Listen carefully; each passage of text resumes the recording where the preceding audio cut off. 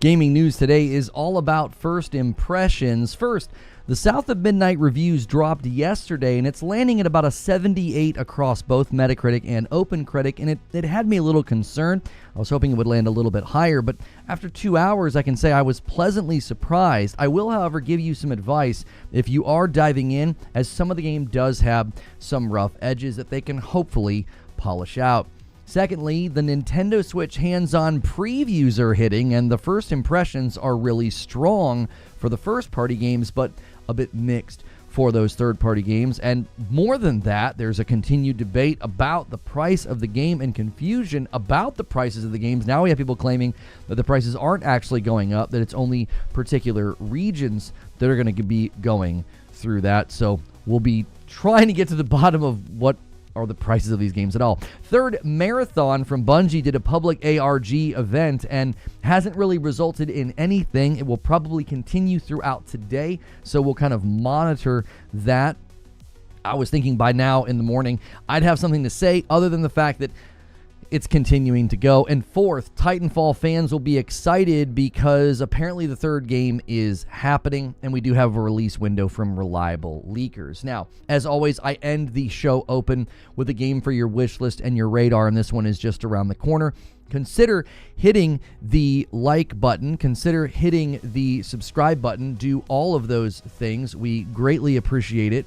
And you guys are getting blips, and I'm not quite sure why. We should not have any fluctuation within the stream.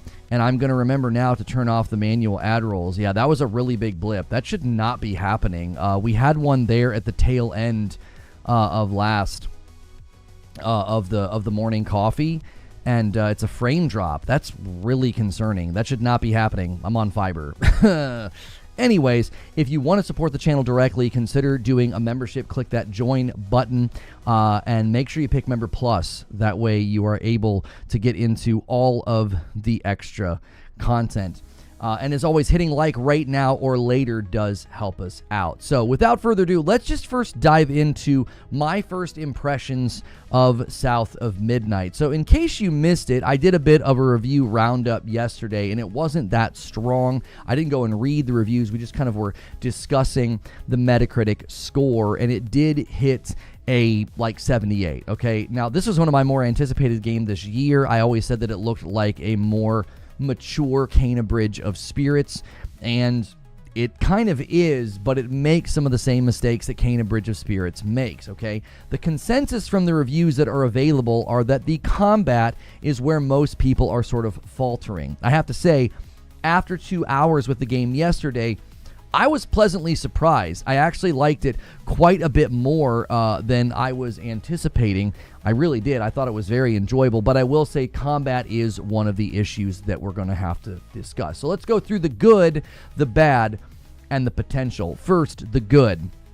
Graphics are, I think, very strong. You'll probably notice through this opening segment, this is actually my stream from yesterday. We do stream our gameplay at a high bit rate, and we do stream on AV1, so the quality was quite good. I think the graphics really pleasantly surprised me. The lighting in multiple occasions were, I think, sort of taking me aback. I was like, wow, this game's looking quite a bit better than I expected. And the art direction, I think, is also very strong. And you combine the art direction, the setting, the tone with that really, really great soundtrack, and I think this game is actually very impressive. It feels good to be in the world. The voice acting and the writing, I think, is totally fine. Traversal really surprised me. It was one of my primary concerns coming out of the South of Midnight previews. People were kind of complaining about a clunkiness, and some of the traversal looked a little clunky. The traversal is totally fine. It's fluid, it's responsive. The double jumping, the jumping, the dashing, all of that, it just feels great to move around in the world. The vibes are so strong in this game. It's just kind of a game that's very pleasant to be in, if that makes sense. I've been kind of talking about that lately, like Assassin's Creed Shadows just looks so good. I just enjoy being in the world. I had a very similar feeling in this game once I got to kind of the swampy area. This is sort of an intro just to kind of show off some of the graphics. I will say, however, in the section that we will call the bad, so the good, the bad, and the potential, this is the bad. Combat's very rough around the edges. Targeting doesn't seem to be that responsive. Feedback to the player when you're hitting the enemies isn't great. You can get knocked down and kind of stun locked. There were times where I got like knocked into the edge of the arena. All the fighting's very obvious. You're going to go into like a little area to fight, and there's like this healing thing, very similar to how fights went in Kena Bridge of Spirits. And multiple times I kind of got hit into the edge of the wall or the barrier, and I got stuck there. I would get knocked down. It feels a little loose and a little floaty, and so I just don't think it feels great. I think they could tighten it up. I think they could tighten up the way that combat feels. They could kind of tighten up how everything plays out, and I think that would make a significant difference. I think it would. I think you would see people's response to this game improve quite a bit. So with some polish, that's my last section here, the good, the bad, the potential. With some polish, I think this game could easily land at about an 8.5 for me. Currently, it's kind of a weak 8 because it could slip as I play more. If the combat gets frustrating, if the bosses and all of that don't land all that well, I could see it landing in like a 7.5 for me instead of an 8, which then would be in line with what the review outlet said, like a 78 across the board. I don't think that's that bad, but with how good everything else feels in South of Midnight, I would hope they can kind of polish some of those rough edges and get it to land a little bit stronger. Right now, my backlog is so full. My current plan is to just wait and see if they patch these issues, and then I would return to the game. There's also the possibility, a very high possibility, that this game lands on PlayStation, which is where I primarily game, and if they did PS5 Pro enhancements, in addition to improving combat, that'd be an even better reason to pull it out of the backlog. So I'm having a hard time pulling myself away from AC Shadows right now. I do see this game getting some award nominations. I see the art direction getting high praise. I think the soundtrack could potentially win some awards. So those are my first impressions on South of Midnight, and in light of how the reviews landed, I'm glad that I can say mostly positive things.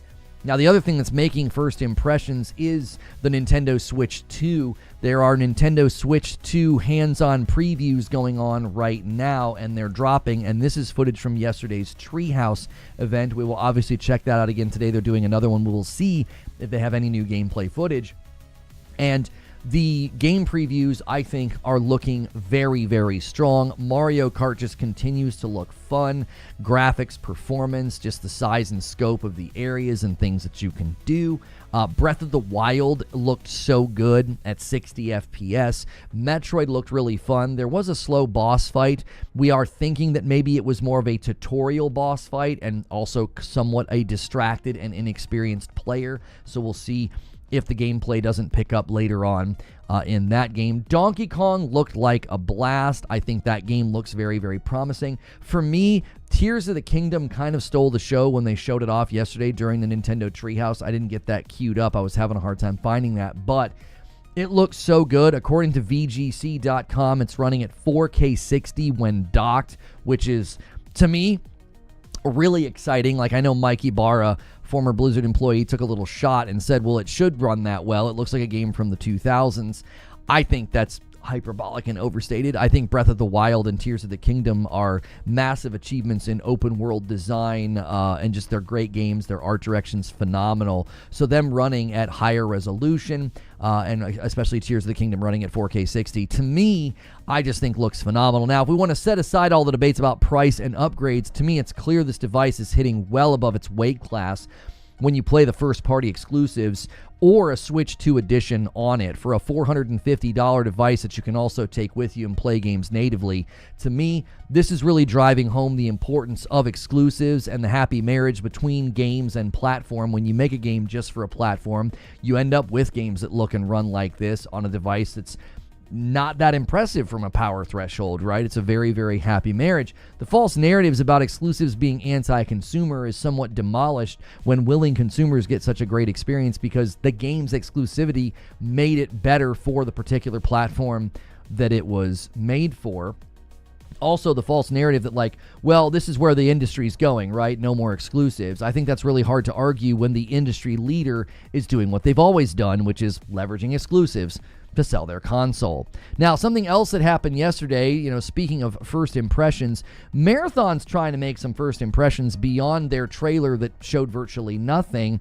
They're doing an ARG, which is basically an augmented reality game where people can participate and try and solve the puzzles. This is very on brand for Bungie. They did some of these in Destiny during my coverage of Destiny. Those were some pretty incredible times. And the result of this ARG is that it is continuing. I was anticipating this morning having more to say, but that's pretty much it. Is just that they're doing something. The rumor currently from Jeff Grubb is that there'll be some kind of an announcement, update, and or stream. We don't know. Something next week from Bungie with Marathon is what we're hearing from industry insider Mr. Jeff Grubb. Now, one last thing, the fourth thing before I go to the game for your wish list and your radar is Titanfall 3. According to two different reliable insiders who have regularly leaked things about Apex Legends, which to me communicates they have sources at Respawn, they have indicated that Titanfall 3 is coming. It will be announced at the Game Awards this year and will be coming next year. That's currently what they're both saying, and they're both kind of corroborating each other's claims, so we will see if that eventually happens. It would be shocking to see Titanfall 3 never happen. I think that would be more surprising than it actually happening, because we know demand is probably pretty high for it, and they've done a lot of good work with Apex and made a lot of money, but there's always, time to move on, time to build a new game. So last but certainly not least is I got a game for your wish list and your radar, and this one's called Blueprints, a bit of a play on words there. It sounds like you're saying blueprints for a building, because that's kind of what the game is about. Shuhei Yoshida said this was going to be his game of the year, and this releases on April the 10th, so next week. It will be on Xbox Series consoles, PS5, and PC. They describe it as you're going to be navigating through shifting corridors and ever-changing chambers in this genre-defying strategy puzzle adventure. Now, it honestly looks like a blast. I think it's a super creative idea. And they say the following: you progress each day, and it's shaped by the rooms that you select to draft and the tools that you find within them. And items in the game can be used in a number of creative ways to fuel your exploration and deeper into the house, allowing you to adopt unique strategies and combat the challenges that face you. However, tread wisely. The house resets each dawn, erasing all of the permanent upgrades. Erasing all but the permanent upgrades to your estate. Blueprint.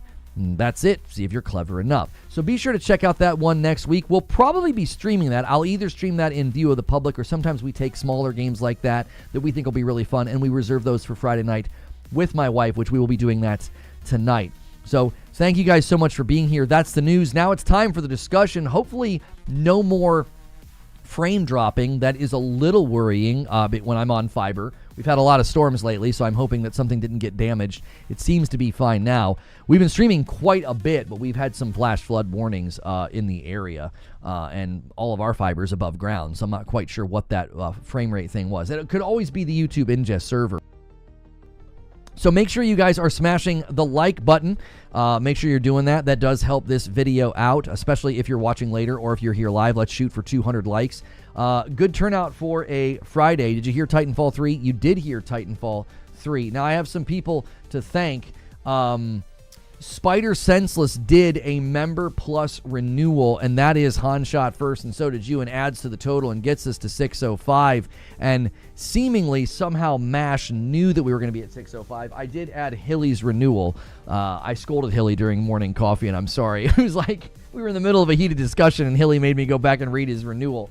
And I was like, quit doing that. I was like, let's just have a good conversation. But a 20 bomb from MASH comes in and starts the day right at 625. We need a different goofy game to make Madam play. The drug dealer game is not controller compatible. It's not controller compatible. I'm not going to ask her to play a mouse and keyboard game. That's not going to work. So we were going to make her play that game. There's got to be another game we can make her play on Steam. Miyazaki talked more about Dustbloods. It sounds meh. They've made assurances that they're going to be continuing to do single player games, but it's like the reason they're making those assurances is because people are like, is this what you guys are doing now with Night Rain and now Dustbloods? Is like PvE games, like co-op games, multiplayer games. And a 5 bomb comes in from Arkham Knight setting up another potential leapfrog 20 bomb to 650. That 630 is so tempting to folks. Hopefully, you guys don't have to deal as much today with buffering. We did lower the bit rate a little bit. We got some complaints yesterday about buffering. We will only raise the buffering. We will only raise the bit rate to like the 15,000 if we're doing gameplay, which I'll be doing that later with Hilly, but that's a member stream. Squirrel with a gun. Repo game. What's the repo game? Would that work for her? I've not seen that one. And Joker Quinn sets up Agents of Chaos with 631 if somebody does decide to drop that 20 bomb. Appreciate you so much, Joker Quinn. What kind of a game is it? Repo is an online co-op horror game with up to 6 players. Locate valuable, fully physics-based objects and handle them with care as you retrieve and extract safely. It has to be controller compatible or it's not going to work. She's got to be able to use a controller. I'm not asking her to play mouse and keyboard. I'm not even set up really for mouse and keyboard games right now. Trill says, need a suggestion? No, we're not doing that. I don't think anybody would enjoy that. We want to make Madam play something goofy. That was the whole point of the stretch goal, was to make her play the drug dealer game, but the drug dealer game is not controller compatible, and she's not a gamer. I'm not going to ask her to sit at the desk and use a mouse and keyboard. It's like Lethal Company. Okay. Well, make sure you guys are smashing the like button. We're off to a strong start of the day. News cycle is basically a lot of Nintendo. They're doing another Treehouse event right now. I'm going to go to their stream and see if they've got anything new worth checking out here. They've been live for a little bit. It looks like they're going to be showing off. It looks like they're going to be starting with Mario Party Jamboree TV. This is one of the new things they've added with the camera functionality. Squirrel with a gun is goofy. Yeah, I mean, maybe that one. So the South of Midnight gameplay is also available on the channel if you guys are wanting to go watch that or check that out later. If you heard my first impressions during the show open about it. The Nintendo Switch 2 hands-on. People are still going to the Treehouse thing and just spamming drop the price. I think it's going to be, we talked about this a little bit in Morning Coffee, I think it's going to be adorable watching people realize just how non-influential we are in this space. Like, I just don't think we represent the majority of the gamers out there. Like, the downvoting of the AC Shadow stuff did basically nothing. It didn't seem to hurt that game. I don't think going to these Treehouse streams and spamming drop the price is going to do anything. How south of 90 is South of Midnight? I mean, so right now, my experience with South of Midnight was that I'm giving it a very weak 8. Now, that weak 8 could turn into an 8.5 if they polish up the combat. It could also slip to a 7.5 if they don't, and if I were to continue playing, the combat could end up frustrating me, because there were multiple times where, like, I wasn't having a great time with the combat. I pushed through and got it done, but it was not, there were multiple times where it was not enjoyable, right? It was just not enjoyable. And so that if they could polish that, right now, no way, 8's crazy. Why is 8 crazy?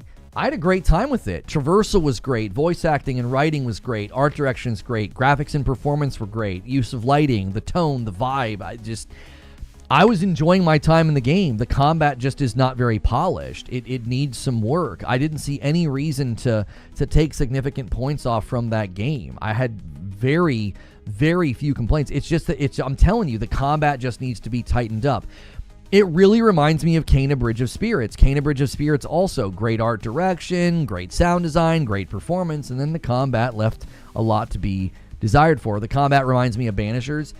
It has similar feel to Banishers for sure.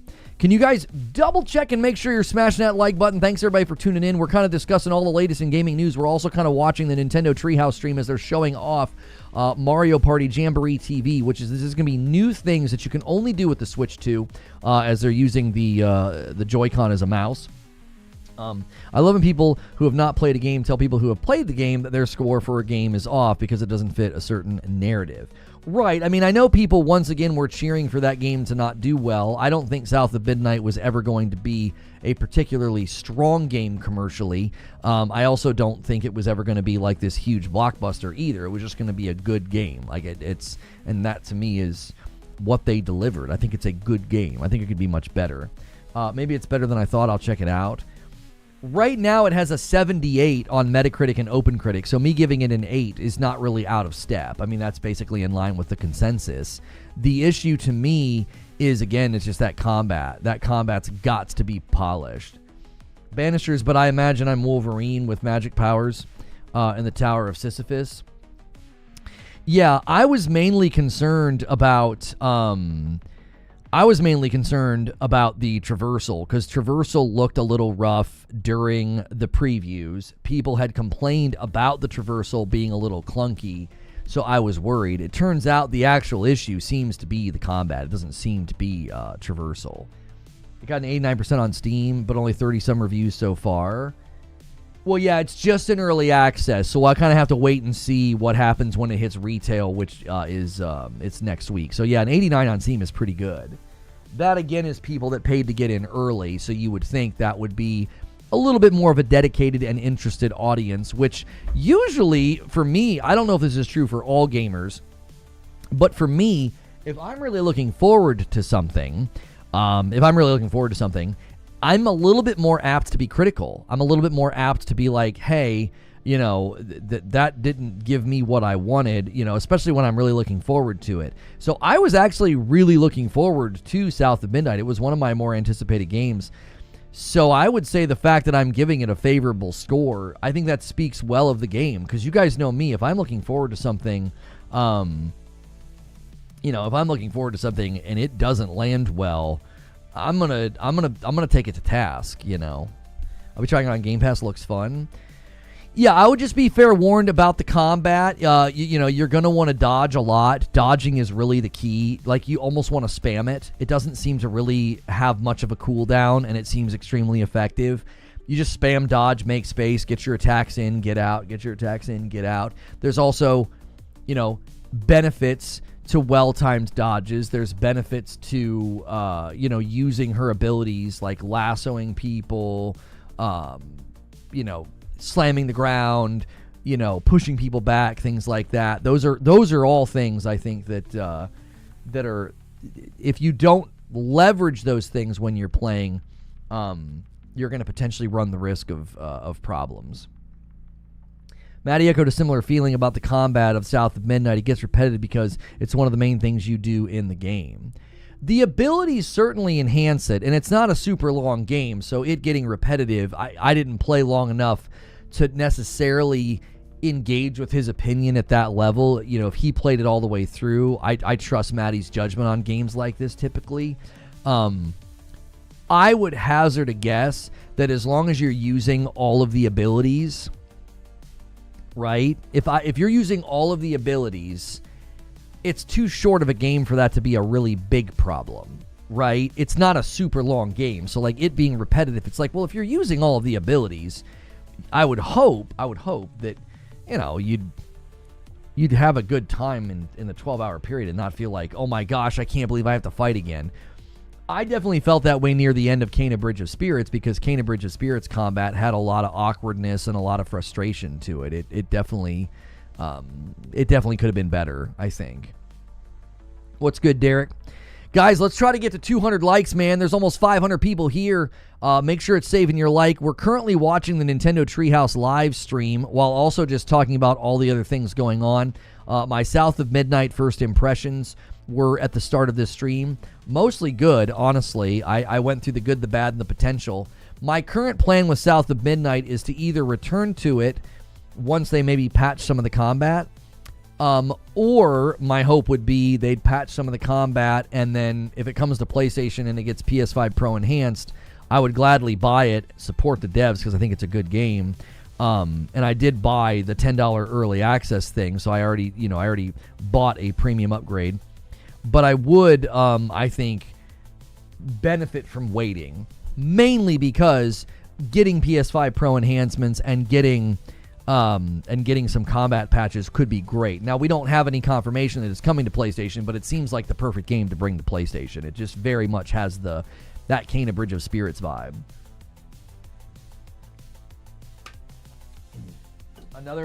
Another Xbox game released this gen that releases, and it's okay, I guess. I swear I can't remember the last game they released that was seen as a huge win.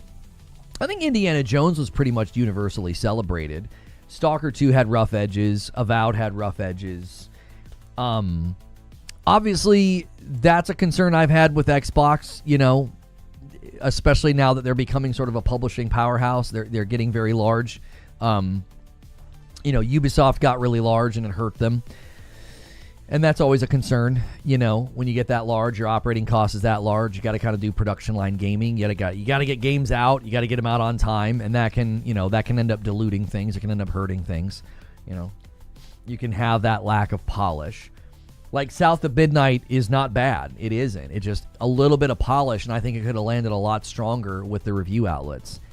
It could have easily secured like an 82 or an 83 on Metacritic, which I would say that's a big win for a studio that size. It just needed It just needs a little bit more time, a little bit more polish, and I think it could really, really land well.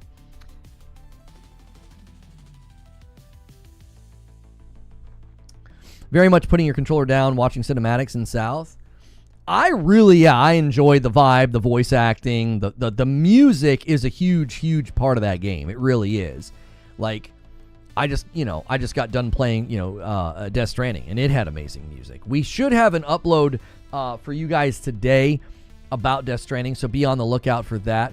We'll also be kind of keeping our eyes out for any updates with respect to the Bungie Marathon ARG. We're not seeing much in the way there. What's the player rating on South of Midnight? South of Midnight has not officially released, so it has an 89% on Steam, but that's just people who paid for early access. So, to me, I think the user score is going to land in the mid to high 80s. I think people are going to like it. I think it will score better with users than with the critics. I think the vibe and the graphics and the performance are going to make people... Why is it saying unmute there? Oh. I think it's going to make people not necessarily overlook those problems, because they're not that bad. Like, they don't need overlooked. But they certainly will be, I think, a little bit more generous with their scores and their reception, because it just does have... It just has a great vibe. It has a great feel, I'm a bit bummed with FromSoft with the current lineup with the pseudo games of service.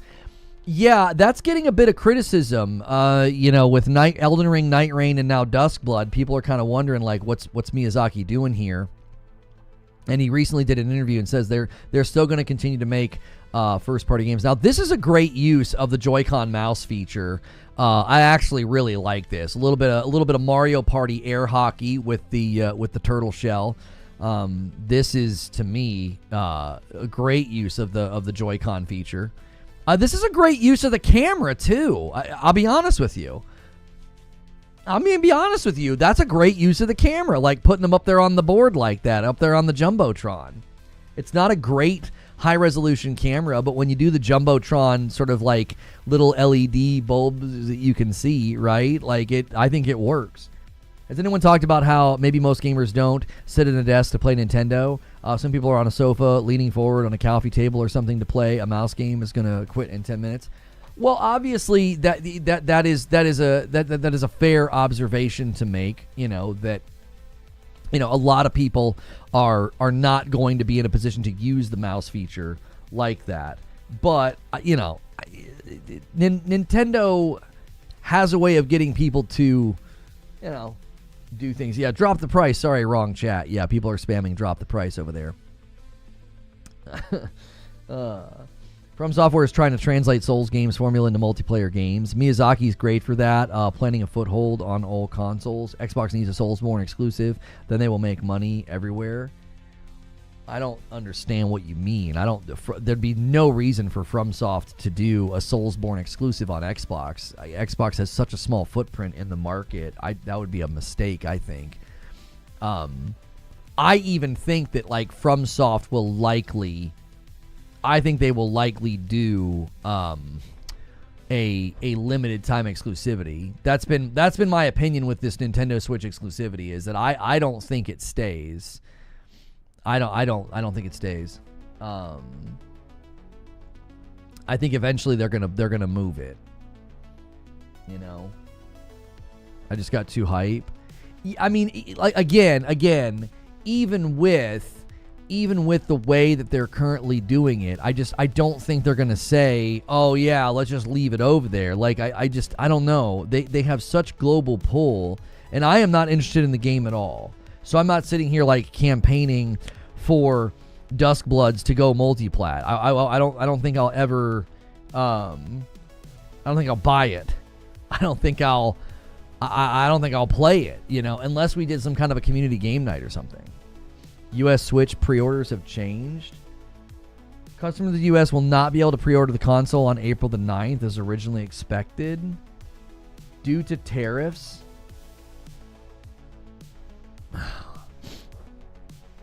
Here, let me pause this. Let's take a look at what's going on here. Nintendo Switch 2 pre-orders delayed due to tariffs. Release date is still June the 5th. This is not good.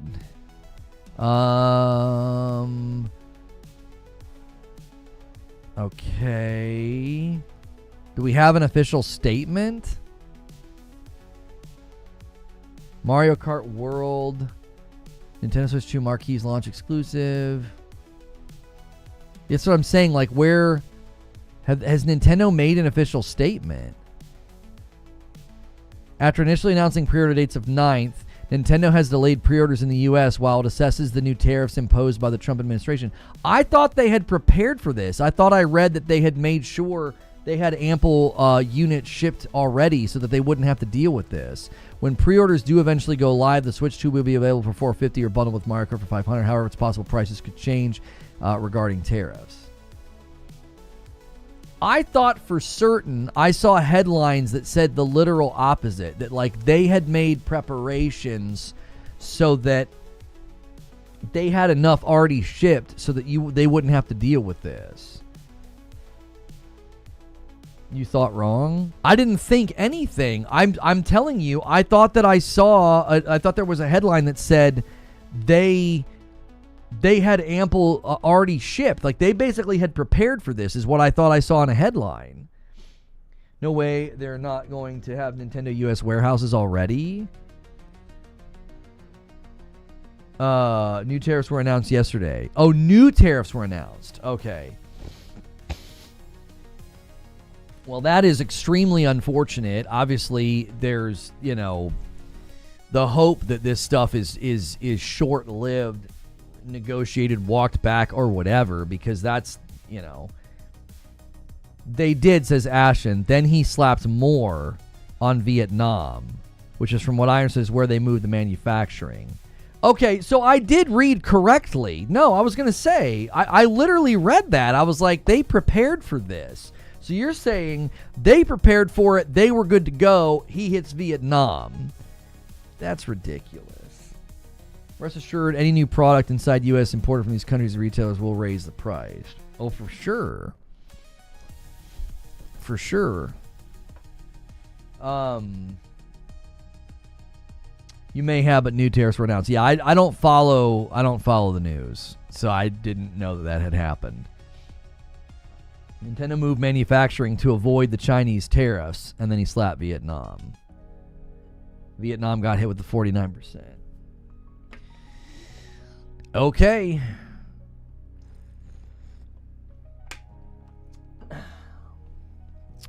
Calling Xbox tariff on your review of South of Midnight. Huh? Could we get 24 more likes on the video? I greatly appreciate your guys' support of the channel. We're watching Nintendo Treehouse. They're showing off more of how Mario Party Jamboree TV can use the camera functionality.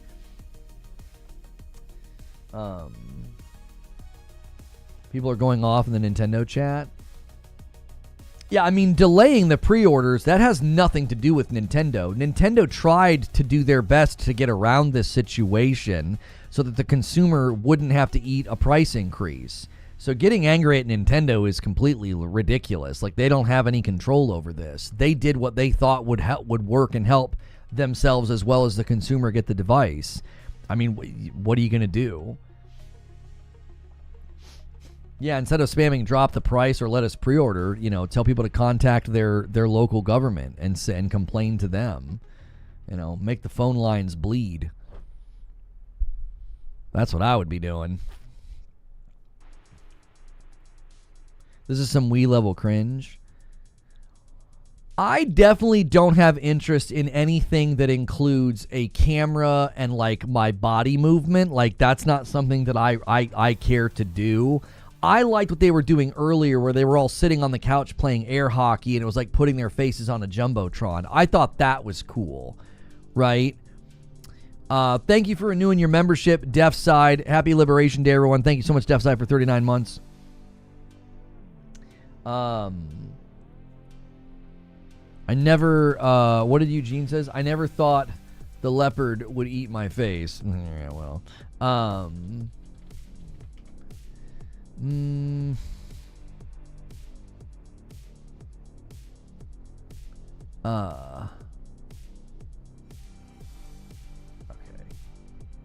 What are you watching?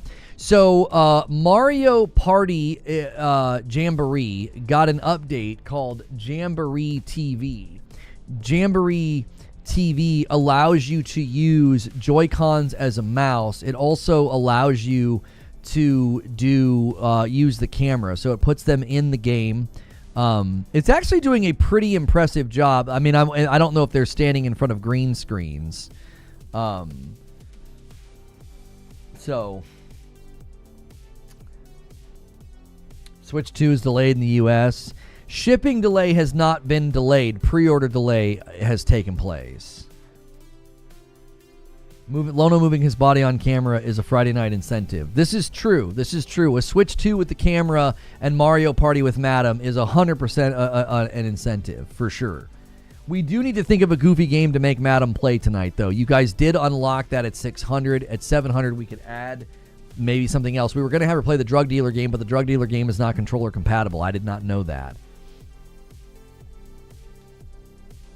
I bought another Pro for my nephew and a monitor. So glad that I did that. They said in the 60-minute video that the camera has to mods the background and background off. Did the Switch orders get delayed? They got delayed for the U.S., yes, because of the tariffs. Nintendo tried to get around them by moving manufacturing to Vietnam, but Vietnam has been hit with tariffs as well. So you're going to have to take it up with the American government. I'm part of the Cool Club now. 3 years for Lido. Lido, is that a renewal or is that an upgrade? That bumps the line to 632. Thank you so much, Lido, for sticking with me all this time.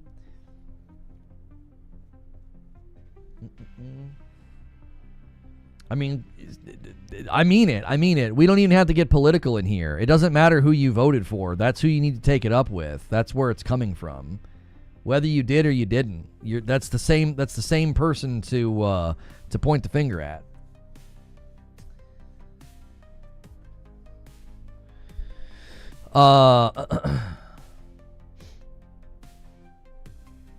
People were mad at the price before, and other countries are just as upset at the prices, not just tariff related.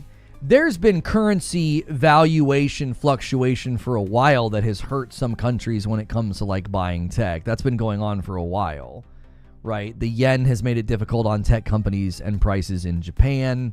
Europe and Canada have been dealing with this for a while.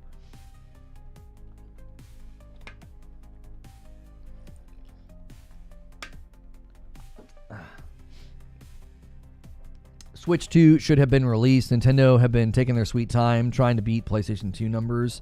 Well, as far as I can tell, Nintendo wanted to make sure they didn't struggle with demand, right? So Nintendo Treehouse is now going to be doing some four-player Mario Kart. We'll get a look at what this looks like.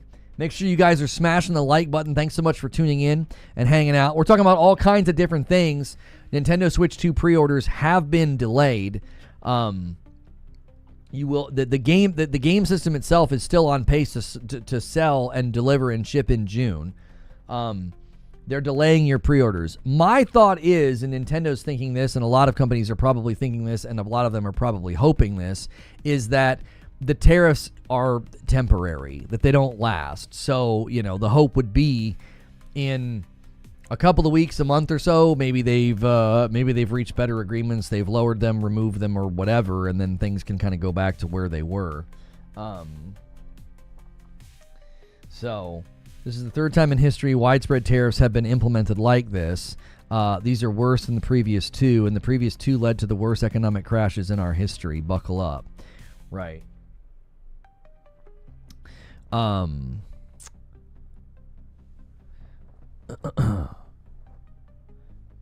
Okay, so they're showing how you can do the rally. Basically what you can do in Mario Kart World is, because it's an open world Mario Kart, when one race finishes, you'll race to the second one. So we'll have to watch and see what that gameplay looks like here and the lighting and the shadows just continue to really just grab my attention. Like if you look at the kart and how it's just displayed and lit and how the shadows play on the course, it's impressive.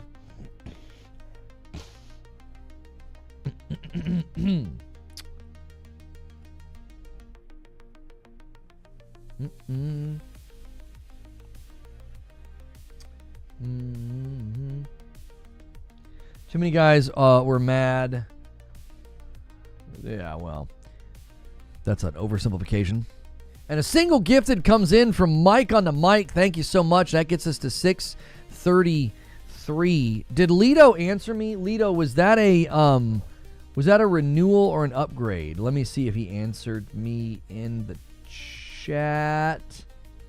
Oh, renewal. Okay, it was a renewal. Thank you, Lito, for renewing. And a 5-bomb comes in from Wired Rope and gets us to 638. Thank you so much, Wired Rope. Continuing to go for big gains.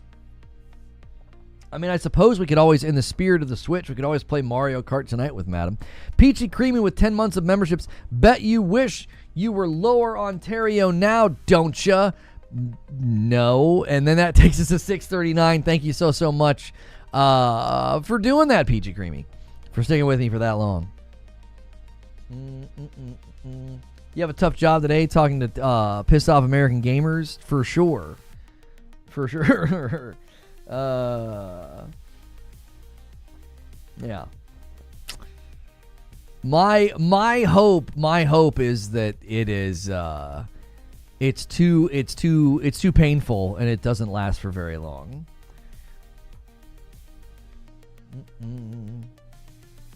If they stay too long and prices go up, even if they get removed, prices are not going back down.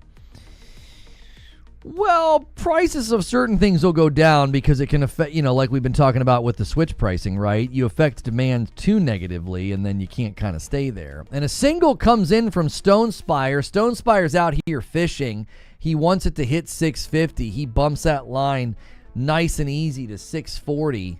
The man himself, always out here trying to bait. I love it. The full Mario Kart World roster released, no Diddy Kong. Yeah, my daughter's going to be ticked about that. I wonder if they removed him. I don't think you're going to want anybody in your game with that name now, It's unfortunate. But it's the truth.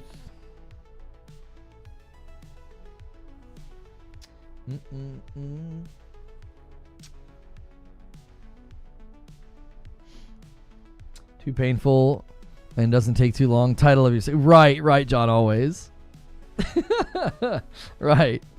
Could be DLC later. I don't know. Have they indicated any kind of DLC will be coming to Mario Kart? Like, have they said anything about it? Let me turn off annotations. There we go.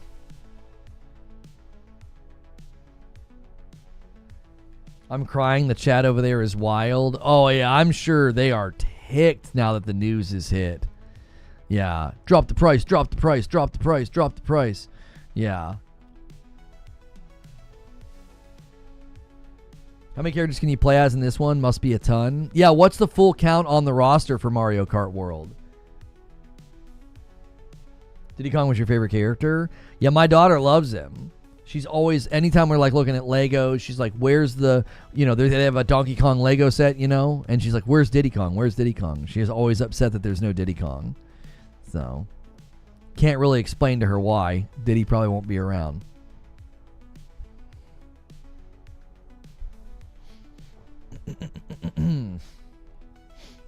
This kills the hope of Diddy Kong Racing reboot? Yeah, probably not. Told you the fan base is pissed. You didn't tell me anything. I knew that people were upset. You're not informing me.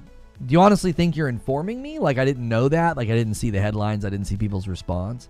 I just continued to say that people brigading on the internet are not the majority of gamers. And I use the example of people who thought, well, because they brigaded against Assassin's Creed Shadows trailers and downvoted them into oblivion, they all thought, yeah, we got it. That game's going to suck and do bad. And then it did great. And everyone's trying to find new ways to couch that discussion. I think the same thing's going to happen with the Switch. The same thing's going to happen with Mario Kart.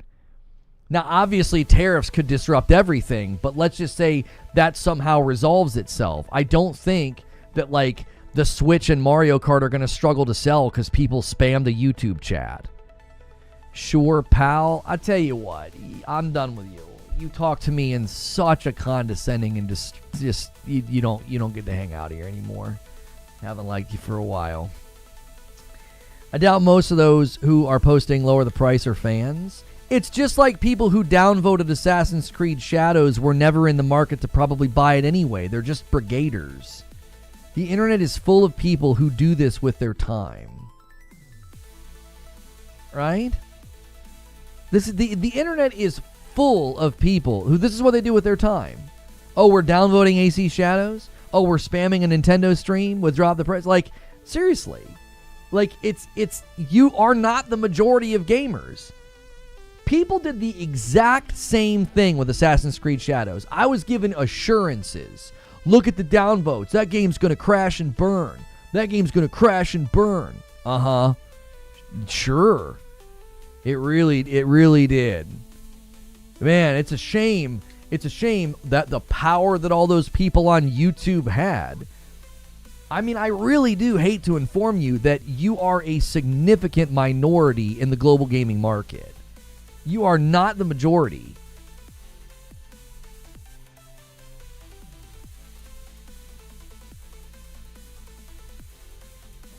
You're not. Like, I mean, it doesn't mean that you don't have power. It doesn't mean you can't convince people to either buy or not buy something if you feel like speaking out about it. But I'm here to tell you, people spamming there's 33,000 people watching that stream.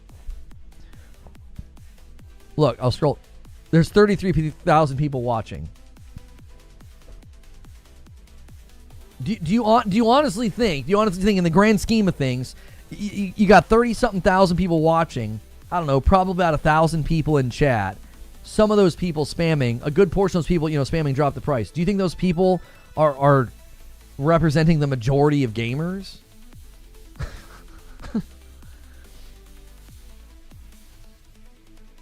3DS was something that people thought was too expensive and it bombed until they dropped the price. I don't think this is the 3DS situation. People keep citing the 3DS. That was a really, really long time ago.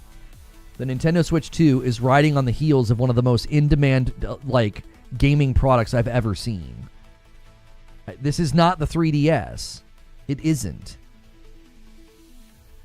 You're riding on the coattails of a device that sold 150 million devices. It didn't slow down until its 7th year in the market.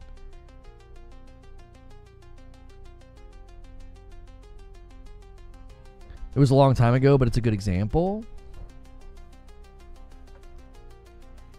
I know, I don't think it's a good example. I don't, because I don't think it has the versatility and the broad reach of the Switch. Like, the Switch has such a broader reach. It's a console, it's a handheld, it's both, right? It's mainline console, it's mainline Nintendo games. It did follow the DS, which was super successful. I know, but I don't. It's completely different because of you're getting mainline games, getting a mainline Donkey Kong, a mainline Metroid, a mainline Mario Kart. It's completely different. We don't have to argue that hard. We can just say, okay, if it's too expensive and they have to cut the price, then we will know. That's true. Your bitrate's messing up? No, it's not. I think you just destroyed your own argument. The 3DS was riding on the coattails of the DS, which sold 150 million units. It's almost a one-to-one comparison. It's not a one-to-one comparison because in the market right now, when you go to buy a console or a device, the Switch 2 is in that pricing hemisphere. The DS was selling a completely different device in a completely different market. So you're talking about something that came out at a price point where consumers said, that's way too expensive for something for a handheld gaming device. That's all it is. The Switch 2 is coming into a market right now at a price point where if you want to go buy a console, if you want to buy a handheld gaming device, this thing is within the hemisphere of those pricing structures. Do you see the difference? It's not trying to, oh, well, DS to 3DS and it's too expensive, people don't want it. There was nothing to compare it to. This is being directly compared to everything in the market right now by the consumer that walks in, not the consumers on YouTube and Twitter. I'm talking about the people that walk in and say, hey, I want to get a new console. I want to get that new Nintendo. They're going to have handheld Asus ROGs from, $600 to $900. You're going to have Xboxes anywhere from, $300 to $500. You're going to have PlayStations from $400 to $700. A $450 Switch 2, like, you guys are acting like it's entering a market where it won't be receptive to that. It's not in a price point that's out of step with the market. 3DS came to the market. There's nothing else out there like it at the time. It's just a handheld, by the way. The 3DS was just a handheld. And the consumers said, that's way too much. We're not buying that. That's not analogous to the Switch 2 entering the market within the pricing hemisphere of all other consoles available right now. My phone has better performance? No, it doesn't. No, it doesn't. I think people will swallow the 450 easier without the game prices jumping every other platform. Upgrade prices, memory card switches.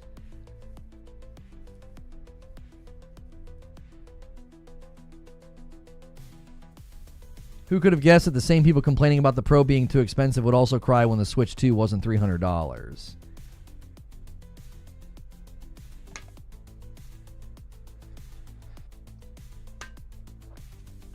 And then Nintendo lowered the price on it. Yeah, I don't think they're going to have to lower the price on the Switch 2. I don't think so. I really don't.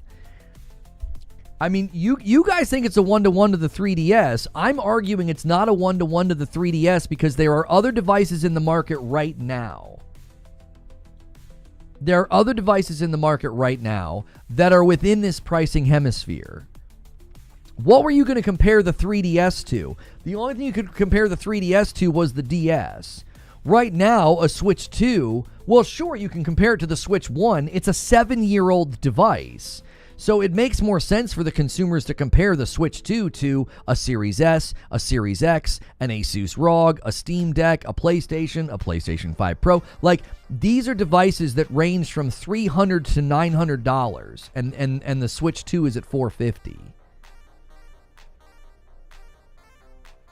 For goodness sakes, a PlayStation Portal is $200, right? The Switch 2 is $450. Okay, I want you to imagine the Switch 2 being $300 to $350. So you think the Switch 2 should only be like another $100 to $150 than the PlayStation Portal? A $200 controller that can cloud stream, and you expected the Switch to only be like what, like $100 to $150 more than that? It's just crazy to me. The Switch 2 is basically double the cost of a Portal, and it should be. It literally should be. People are not cross-shopping the Portal and the Switch. I'm talking about somebody who walks into Target, PlayStation, I'm sorry, Best Buy or whatever, and they're going to just be looking at what's available. You're right, the PlayStation Portal's too expensive. I'm kidding. I was going to say, the Portal is so dadgum cheap for what it can do now that they're adding more cloud games. It's impressive.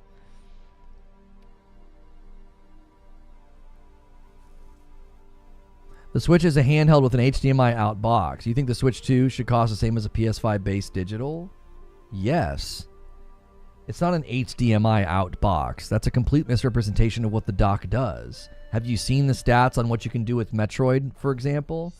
Metroid, when docked, is 4K 60 on quality mode. If you take it out of the dock, it's 1080 60.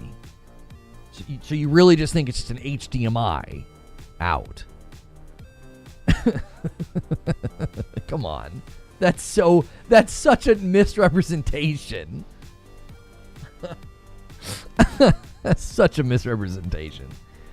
You guys are making my day, by the way. You're making my day. Going to be really, really hard to call me a pony as I defend Nintendo. As I take up for Nintendo. I can't imagine going into a Best Buy or a Target or wherever and being like, a Portal is $200. And I expected the Nintendo Switch 2 to only be $100 more than that. I think that, I don't mean to insult anybody, I think that's a stupid expectation. It really is.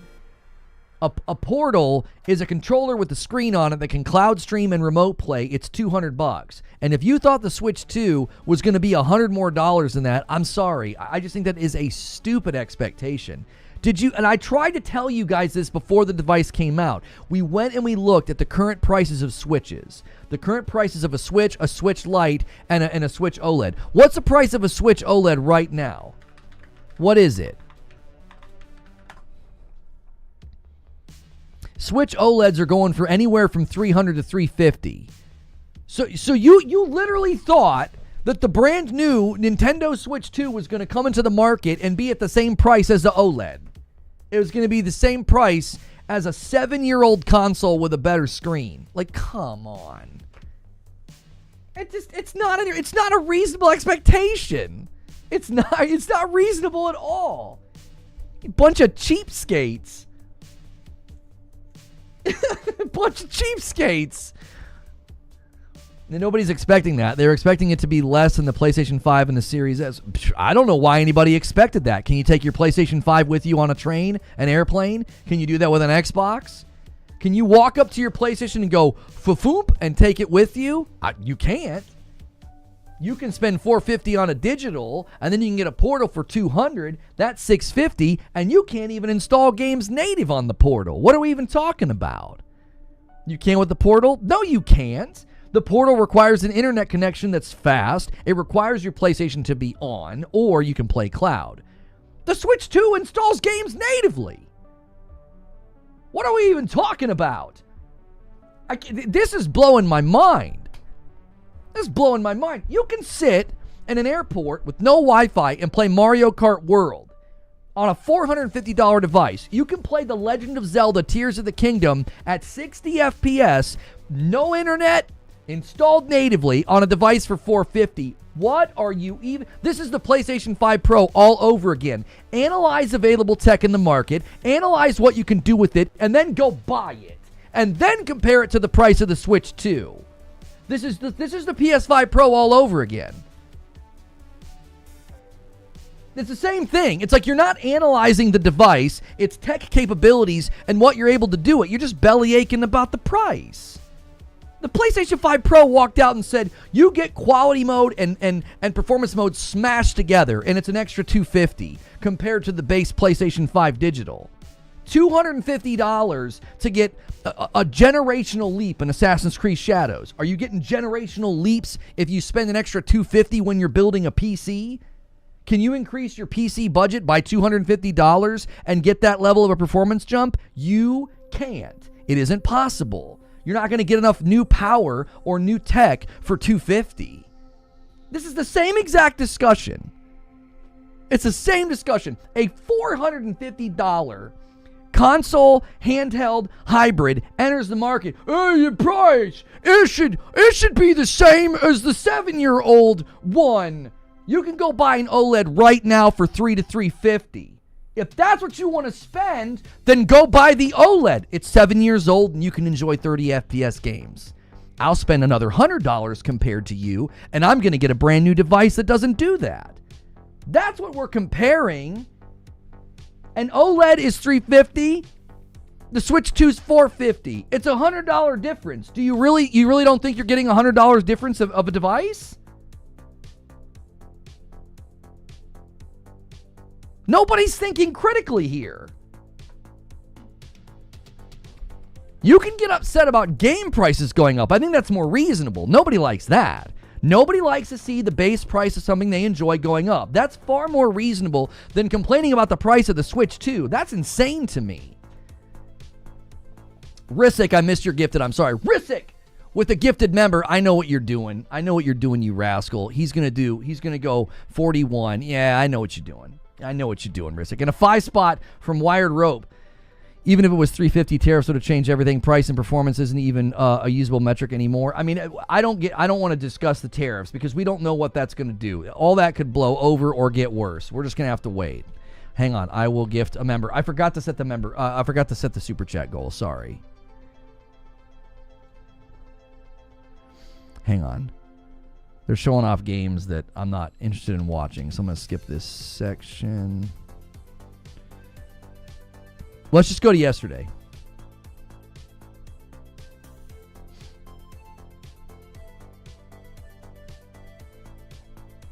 You were literally defending these increases the other day. I have never defended the increases. You guys that are so unable to hear cold hard facts that you bedwet and say, Lono, there goes Reforge Gaming corporate shill defending price increases. I've not defended them. I have simply said we should have expected this. We've been riding really nice for a long time on an almost static video game price for 30 years. That's unheard of. I'm just speaking facts, right? Like, change your bed sheets and get over it. Like, this just happens. Are we going to really talk about tech price increases of video games and act like this is oh my gosh, this is such a problem? Look at the cost of, video cards. Look at the cost of, like, trying to build a PC right now. We had static video game prices for, like, 30 years. All I have said is we should have expected this. I'm not defending it and saying, leave Nintendo alone. I'm saying, listen, we've been eating real good as gamers for a really long time. This was coming at some point.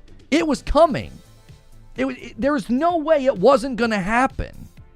I'm not saying, oh, this is okay and right, leave them alone. I remove right and wrong from the equation. I'm not having a conversation about right and wrong. I'm saying this is just something you should have expected. It literally just increased to 70 a few years ago. It's too soon. It being too soon is a subjective opinion, and it's only going to stick if the market bears it. If the market doesn't bear it, they'll walk it back and games will stay 70 for longer. But I've never defended it.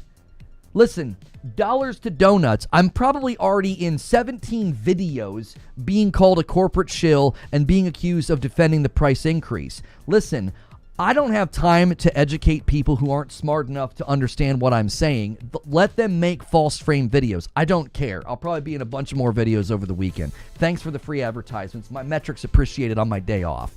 I have not once defended it. Not once. I have simply said this should have been something that you expected eventually.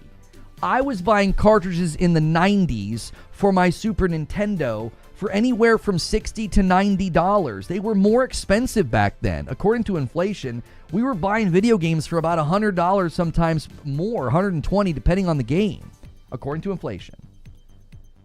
Like, we've been sitting at 60, and they just bumped it to 70, sure, but 60 to 70 is still insane. That's just insane that it's barely moved. Look at the cost of movies. Homie, when I worked at Best Buy, and people would come in and buy VHSs and DVDs back in the 2000s. I started working at Best Buy like 2001, I think. I worked there for like 2 years maybe. Homie, movies were so much cheaper. Go to Target now when a brand new Blu-ray comes out. It's like $30. It's like $30. Symbol the Reaper with a month of Member Plus. Do you think the Switch 2 will sell at a loss? Nintendo does not like doing that. I don't think so, no. Calculating inflation, price has gone down. Oh, for sure. I've tried to tell this to people for a very, very long time. Right? I've tried to... Wait, where's the Nintendo Treehouse stream from yesterday? Did they remove it? Here, we'll just watch this. This is pulled out of the presentation. This is worth watching. They did the live streams and then they broke everything out. This lowered the cost of games. Right, I'm talking from a consumer level. Okay, just listen very carefully. Listen very carefully to what I'm saying. Your cost as a consumer to game has gone down significantly compared to when I was gaming as a kid on Super Nintendo, Nintendo 64. The cost to buy a game has gone down. Do you know what hasn't gone down? Size, scope, quality. Like, look at this game right here, Breath of the Wild. An enormous game. Hundreds of hours of potential playtime out of this game. Compare this to Legend of Zelda: Link to the Past. This game is cheaper and bigger. The consumer spends less and gets more from Breath of the Wild compared to The Legend of Zelda: Link to the Past. Legend of Zelda: Link to the Past was more expensive for me to buy. Again, according to inflation, that much money back then was a lot more money. You understand when we say that, right? Like this cartridge costing me $60 to $70. I don't even know how much it was. It was way more expensive back then. That was like dropping $100 on a video game. Okay? A lot of pop-in, though. That's immaterial to the discussion. That's immaterial. The point is, if you're gaming right now, the amount of money that you have to spend to maintain your hobby is so much lower than it used to be. When you were a kid, it was like $5,000 in adult money. Games on the NES were €75 for me, so no, they stayed the same until now. No, Hotshot, you're not understanding. €75 back in the 90s, according to inflation, would have been about €100. You have to use an inflation calculator. Yes, it stayed static, but it was more expensive back then, brother. €75 now is not as much as €75 was back in the 90s. This is economic literacy. Like, this is just how it works. How many Big Macs did $75 buy you in 1992? It buys 3 today.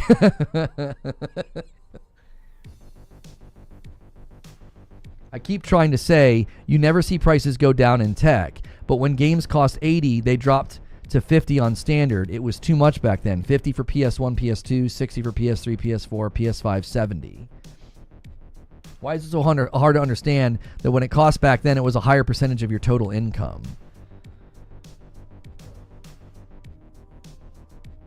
And the Big Macs are smaller now. The performance of Breath of the Wild on the Switch 2 is just, oh my gosh. Just wait until they show off Tears of the Kingdom.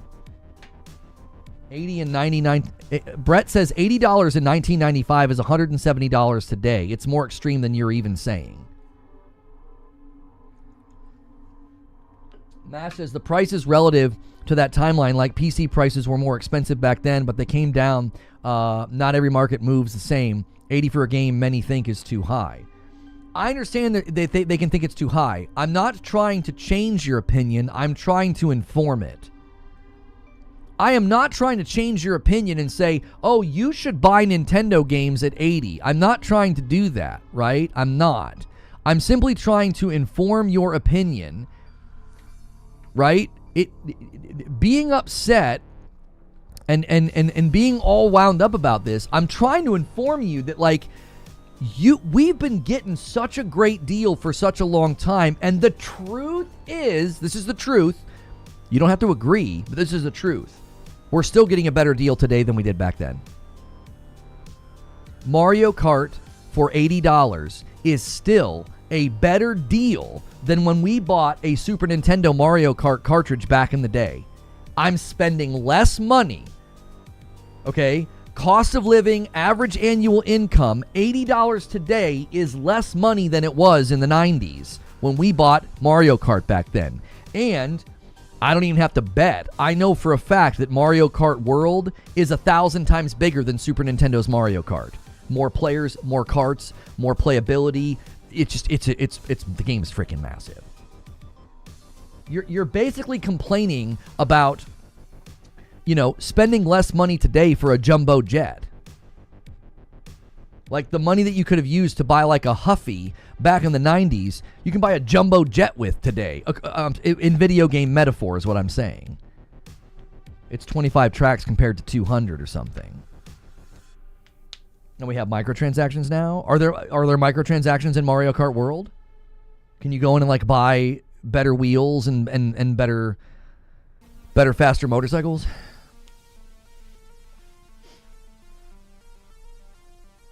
But we were the minority, Lono. We paid much more then, and those companies made a fraction of what they do now for 60 or 70. It feels lopsided. I don't agree. I don't care how many gamers there are. I'm talking about my own experience. Why do I care how many gamers there are? When I had to scrimp and save as a teenager to buy a cartridge, actually, it was more effective to me. It was more effective for me to take my paper route money and rent video games. It was more effective for me to do that than to buy them. It was a huge purchase, and I could rent and finish Clay Fighter 63 and a third, in 2 weekends. And not really need to feel the need to buy it, right? The games were a little bit more disposable back then, okay? Well, I'm still engaging in the hobby today as an adult, and I'm spending less money for bigger games. I'm not going to complain about that. I'm not. I think it's very sensible to say, I don't care how many gamers there are in the world now. I don't care how much the corporation is spending versus how much the corporation makes. My experience has improved, gotten bigger, gotten better, and I'm spending less money than I did back in the day. So you were a Game Pass gamer in your teens? Yeah, back then, building a library was not the same as building a library today. It just wasn't. Like, I didn't feel the need as a kid to, like, own Clay Fighter 63 and a third. Also, renting games back then made more sense because I didn't have access to YouTube, review outlets, Metacritic, streamers. Right now, you can get a very good approximation of a game's value, and you never have to touch it. You don't have to play the game at all. The market's very different now. Back then, it was like you had no idea that Superman 64 was garbage. You didn't know. So it was lower risk to rent it. Didn't like it. Well, I'm out $5, no big deal. Building a library now is very different. I can very smartly build a library of high quality games so that in 3 or 4 years when my daughter is when she's 15 or 16, I can't wait to let her play a game like Assassin's Creed Shadows. She's salivating. She loves the idea of being a ninja. She went as Ronin one Halloween. She literally got Hawkeye becomes Ronin. She got his outfit and his sword, and she went as Ronin. She loves the idea of being a female, like a woman ninja. So she sees Naue, and she is salivating. And I'm like, you can't play this game, kiddo. It's too violent.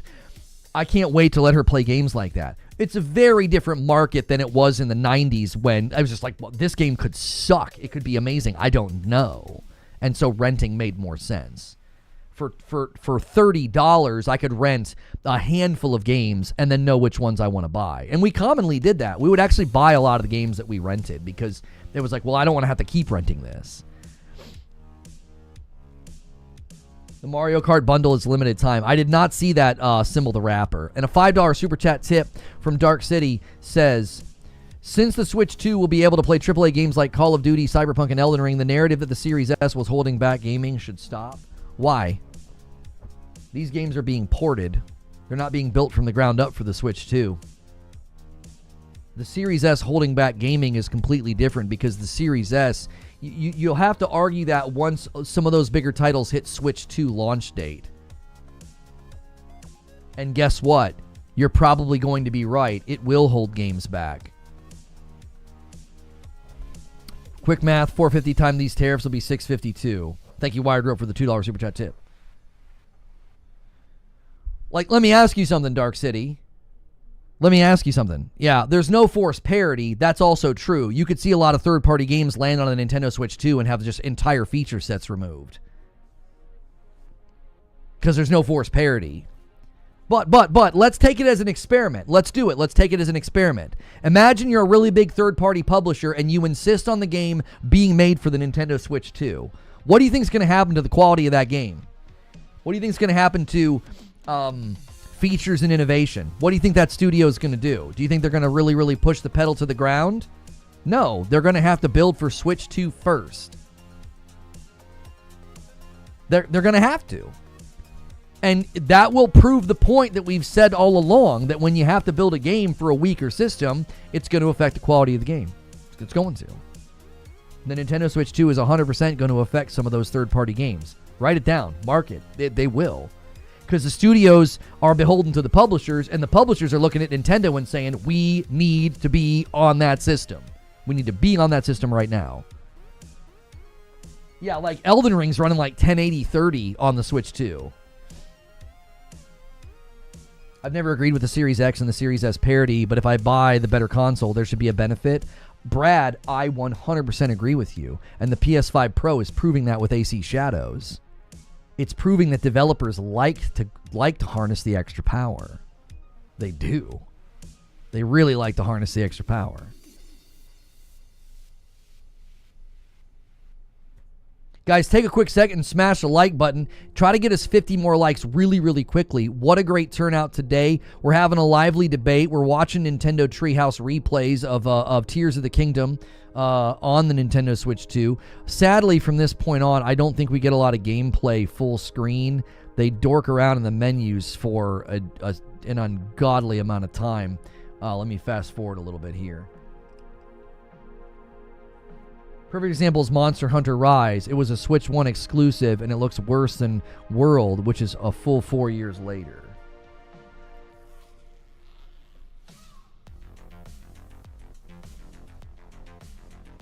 Bro, Marvel Rivals has got to calm down, man. You got to calm down, y'all. What the frick are they doing over there? Switch 2 pre-orders have been delayed in the US, we know.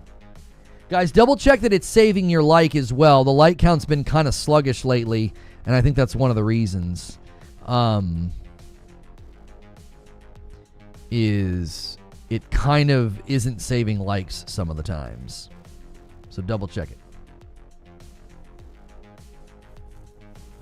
1080-60? No, did I say 1080-60? No, Cyberpunk runs at 1080-30. 1080-30. Maybe I'm not Cyberpunk. I'm sorry. Elden Ring. Elden Ring runs at 1080-30. What game are you asking about, Treble Champ? I might have misspoke.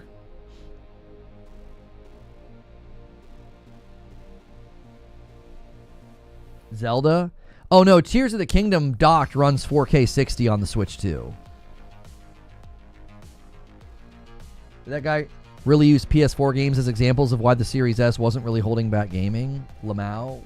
Who said it and where? I want to read what he said.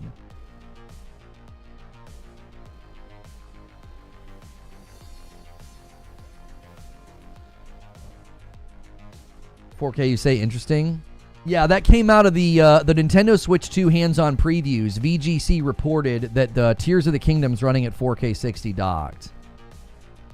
Sadly, these guys, they don't show. I'm very annoyed with Treehouse. They did a terrible showcase of this game. They spend so much time sitting here talking and doing nothing. It's very annoying. It's a 22-minute, like a 27-minute video, and there's like maybe 10 minutes worth of gameplay. Half of the video is them sitting in a menu talking. It's like people want to see the game's performance. Like, what are you doing?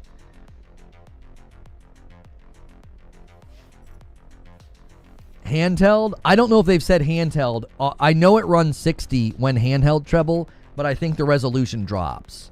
I think when you play Tears of the Kingdom undocked, you get 60, but they drop resolution.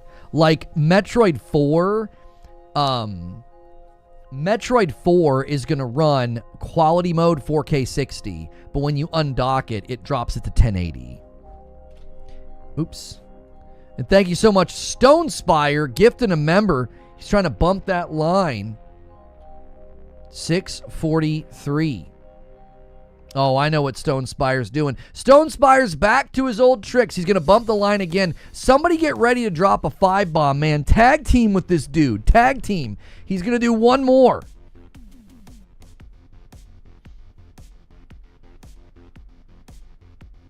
I would stop showing that chat function. It's terrible. And there it is. Stone Spire hoping to bait somebody to slam home a 5-bomb to 650. You guys have got to think of a game to make Madam play this evening. And then if we hit the stretch, I'll have to play it as well. We were going to have her play the drug dealer game. Sadly, she's not going to be able to. I tell you what we could do is I could play it mouse and keyboard, and we could let Madam make all the decisions. Like, make Madam in charge. And there it is. Raphael McCoy gets us to 650. And I owe you guys a 10-bomb. And Siege Master does a 5-bomb as well. And we're now a 20-bomb away from 675. And another 5-bomb from Peachy Creamy. And another 5-bomb from Classic. It is a 5-bomb train all of a sudden out of nowhere. Holy mackerel. 665. 10 away from the next milestone. Controllers work in that game. I tested it. Wait. You can play Schedule 1? Okay, we'll make her play. Thank you, Big Juicer. Yeah, we'll make her play then. Okay, we're going to make her play Schedule 1. And a 5-bomb comes in from Jack Garland. I can't think of a way to modify the stream then. What should we have her do if you guys hit 700?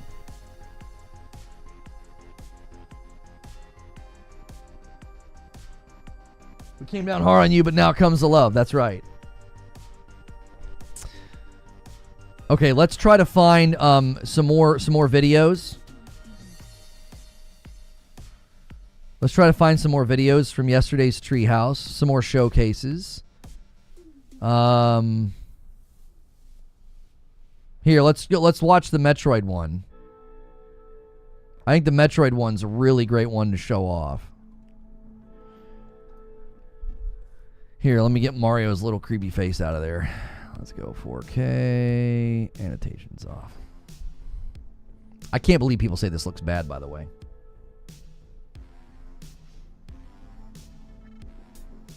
Say my name. Play the drug dealer game on drugs? No. Make her play Angerfoot?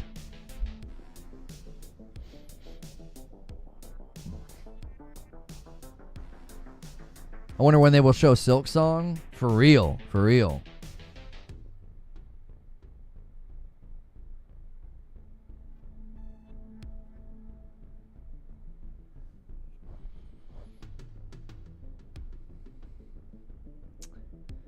Hey, somebody ordered some coffee. Mike on the mic ordered a bag of the dark roast.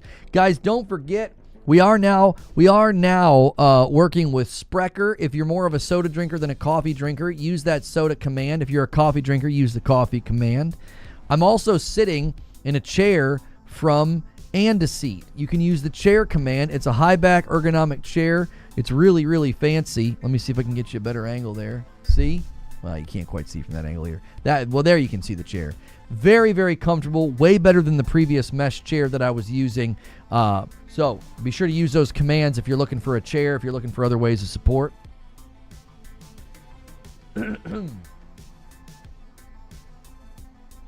Nintendo has now 4 anti-Palworld patents, and a new patent infringement case could be filed in the U.S. soon.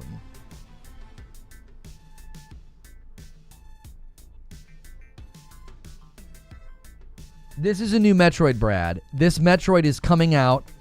When is it? What's the release date? Do we have a release date yet? I can't remember. Looks trash. You think this looks trash? What looks trash about it? You got rid of your mesh chair. It was horrible. The red chair that I had took some adjusting to because it wasn't very soft. Like the mesh was like hard when you touched it. It was like rigid and almost like rough. This is very soft, very comfortable. I'll just wait and buy a Switch 2 when I go to Japan for work. I can probably get the multi-language version for cheaper. You can play it with the mouse control. I'm kind of curious if they're going to make a dock for your Joy-Con.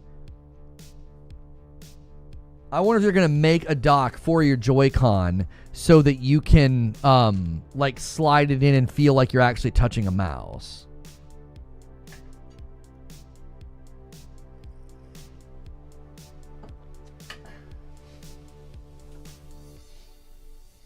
No enemy movement. This is like the beginning of the game where they're like teaching you the basics. This isn't going to be Doom, man. This isn't going to be Doom. There's going to be like 500 third-party accessories. Oh, for sure, for sure. I wouldn't be surprised if people figure out how to 3D print something to slide it into, you know, to make it easier to use and more comfortable. The Joy-Con just doesn't look like it would be very comfortable, you know, for long periods of time.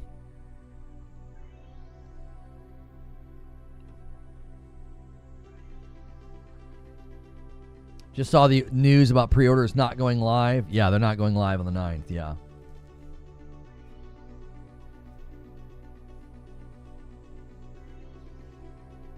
You don't play Metroid for the combat. It is, in fact, one of the worst aspects. I don't know. I think this looks totally fine. I don't think this is meant to be like, you know, Doom or Gears of War, like, you know, Zubies. Joking.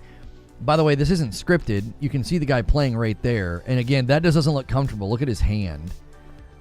Like, his hand looks like a friggin', like, looks like a chicken foot or a turkey foot. That's like a bird. Like, look at his claw. His hand is fine. I'm talking about the shape of his hand, like how he's having to hold it. That looks terrible.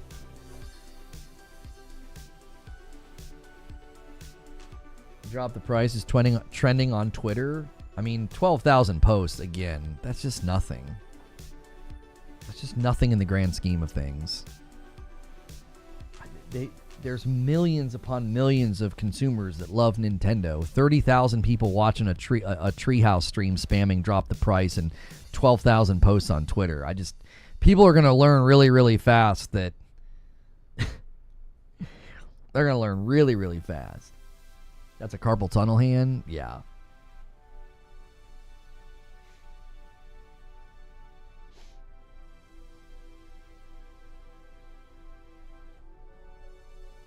He's trying his best holding that thing. Yeah, he really is.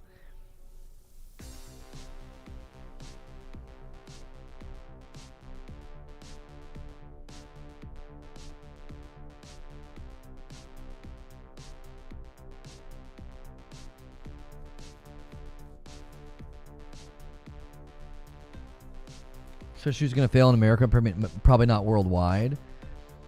Yeah, I mean, we don't know what's going to happen with the tariff situation. It's all unknown.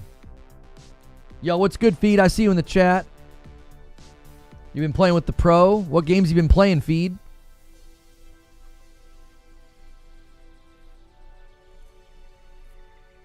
Definitely not failing in Japan.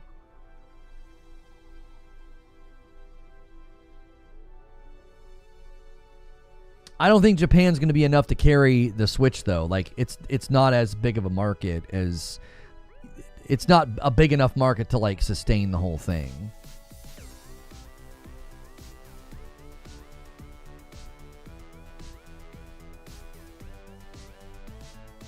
Even Crackdown 3 has more intelligent AI interaction than this trash. This is like level 1 to teach you the basics, so... You've been playing AC Shadows? Oh, man, I was playing last night. I was taking more pictures. I was like, oh, my gosh, it looks so good. They've nailed the feel of, like, nighttime. Like, when the moon comes out and, like, it's, like cascading through the trees. Like, they've nailed it. Like, it feels so, so good. They've done a very, very good job with it.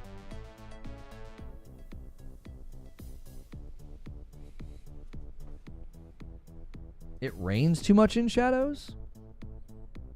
Are you just in a rainy season? I haven't had it rain yet. Yeah, I haven't had it rain yet. I wonder if you're in a rainy season. You can change the seasons, can't you? The lightning's crazy. No, I take that back. I think I had it rain once. I've not had it rain more than once, I think. It's been mostly sunshine, and then when I was playing last night, the moon came out. It was beautiful. Gameplay trailer, they show a tutorial level. This isn't a gameplay trailer. Do you understand what you're watching? This is a guy who's never played the game. He's playing in the treehouse as just a brand new player.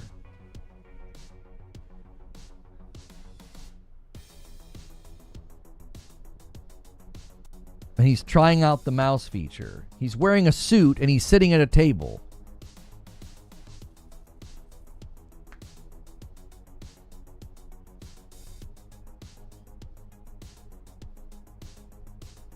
Eugene, dude's wearing a suit, Jinx. How do we always do that? It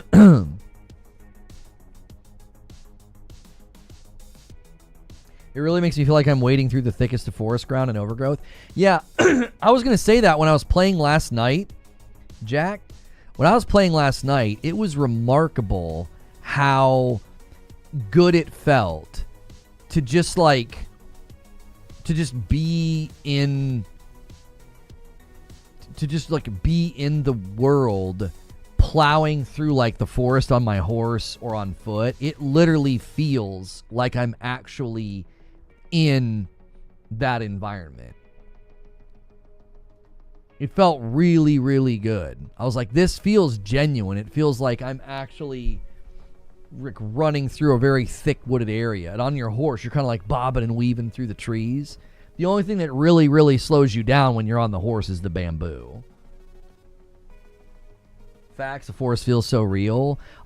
They've nailed foliage and like a sense of lushness. They've really nailed it. It's crazy to me how good the game is.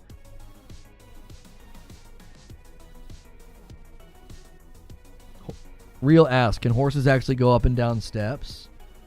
I think you'd have to train them to go up and down steps. I think they have to use ramps. I don't know if they can go up and down steps. You might have to train them to do that. Like the average horse might struggle with it. I don't know. Does somebody know? I always see them using ramps. Because it's not like a steep slope, right? If they're coming out of the back of like a truck.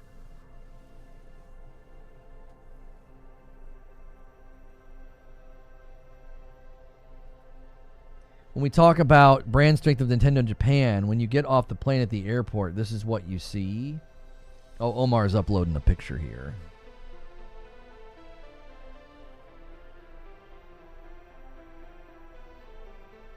Oh, it's cow. Yeah, that's right. Cows can't go downstairs. Horses' knees might not be strong enough to descend stairs either.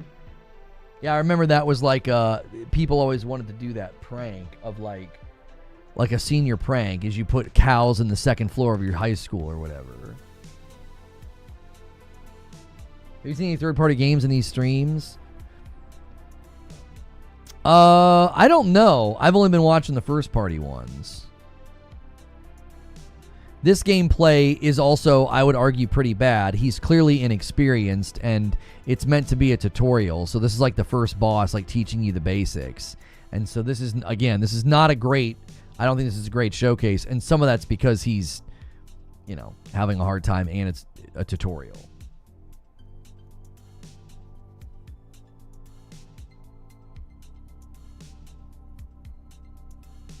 They never did the dynamic weather system before. It's great. Wait, I thought UB promised that the game would be accurate to the environment and they gave us magical horses that aren't realistic.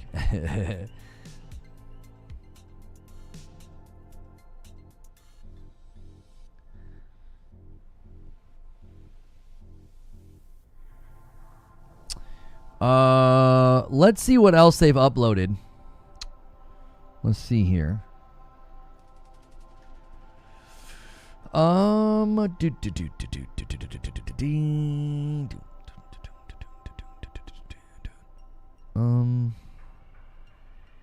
we go. This is the Mario Kart footage they were showing earlier.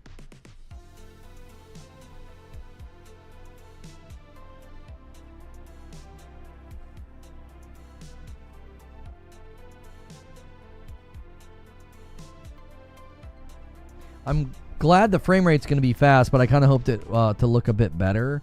You have to remember that the Metroid game you were just looking at is a cross-gen game. It's a cross-gen game, so it was made to run on Switch 1 and 2. So it is going to be somewhat, somewhat held back in certain regards. I feel like this game here and the Donkey Kong game, as well as like Tears of the Kingdom, really shows off how great this device is.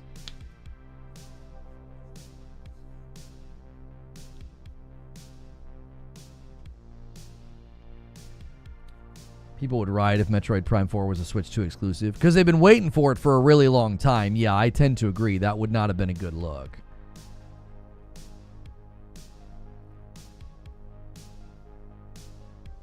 Valhalla had areas that represented seasons, but it never changed. Like when they did the Winter Festival, Ravensthorpe had snow, but across the river, there was no snow. Oh. I remember seeing a tweet of like somebody did a time lapse. Somebody did a time lapse in AC Shadows of like the snow accumulating, and like some negative Nancy was like, "Here's a case where a company just spends money on something just worthless or stupid." And I'm like, how much are you forcing negativity that when a company invests in the innovation to have genuine snow accumulation that you complain about it? Like, you're committed to negativity if you're like, that's a negative. Number one, you don't know how much time and money they spend on it. There might have been a team that was going to work on the weather no matter what. Your Louisville slipped out. What did I say? You know what I'm saying? Like, you're so committed to negativity. You're assuming, number one, you don't know. You don't know how much time and money they spent on it. You already have a team likely dedicated to the environment, the environmentals of the game. And they figured out how to make snow accumulate. And you're like, yeah, it's such a waste of money. Man, shut the frick up, dude. Shut the frick up. If it was your favorite game and snow was like accumulating on the character of the ground, you'd be doing something. You'd be doing social media fellatio, okay? But because everybody's like committed to not liking the game, oh, it's a problem that snow accumulates on the ground. Jiminy Christmas. How can any sane person complain about accumulating snow? Well, it's the presumption that they spent a bunch of time and money on it and it doesn't matter. Well, the game sucks. They've determined it sucks before playing it, right? The game sucks, and because they spent time and money on accumulating snow, well, the game would have been better if they wouldn't have done that, apparently. Like, apparently the team that worked on that should have been working on making the game better. I don't know. The argument's just, there's no substance to the argument. It's just presumed negative, conclude negative, wash, rinse, repeat. It is Twitter, after all.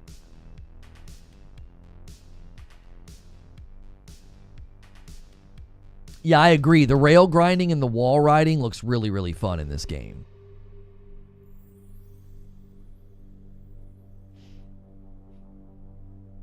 Too many snowflakes for them. It's just a commitment to negativity. It's like everybody just presumed that AC Shadows was gonna suck as a game, and then like I don't even know if we've circled back and looked at where it ended up on the PlayStation Store. It surpassed 15,000 ratings, 4.6. It has a 92% on PlayStation, 15,000 ratings. It has more ratings now, or the same as, what was it? Star Wars Outlaws was the one that we kept looking at. Yeah. I want y'all to remember how I was told I shouldn't pay attention to these scores. Star Wars Outlaws has a 15,000, and it has a 76. Assassin's Creed has the exact same. It's been out for less time. It has a 92. But I'm not supposed to pay attention to, to this. I'm not supposed to pay attention to those scores. They don't really matter. Uh-huh.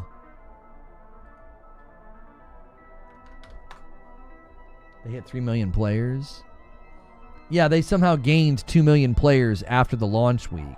But we're just going to assume those are all people subscribing to Ubisoft Plus, and they don't count.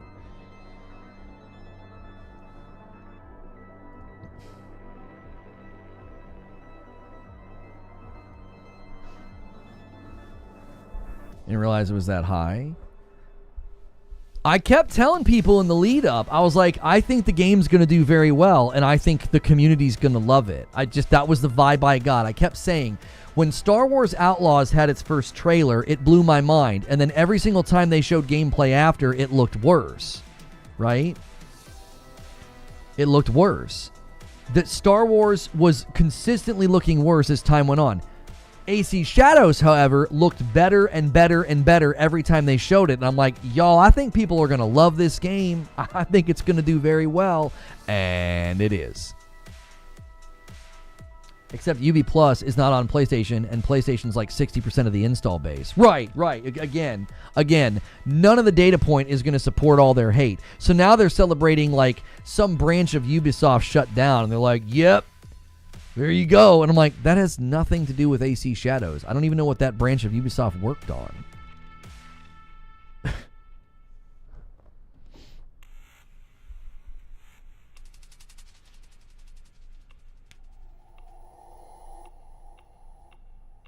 Why does UB only mention players as opposed to actual units sold, though? For Shadows, it's been one thing I've been unsure about. Well, here's the thing, Alec. I think that's a fair question. It's because there are people in the mix that are more than likely adding to the count. So let's say, the number of people that bought it is like 2.2 million.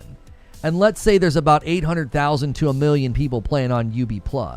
Well, of course they're going to add that in and brag about that. They're going to say, look at how many people are playing our game. It stands to reason that getting 1 million players in the first week, and then getting to 2, and then to 3 million, those are not all people on UB+. Word of mouth is spreading. Let me show you something. Let me show you a little thing that I was researching. If you go to Google Trends, and you look at Assassin's Creed Shadows, and you look at the last 30 days, look at what happened.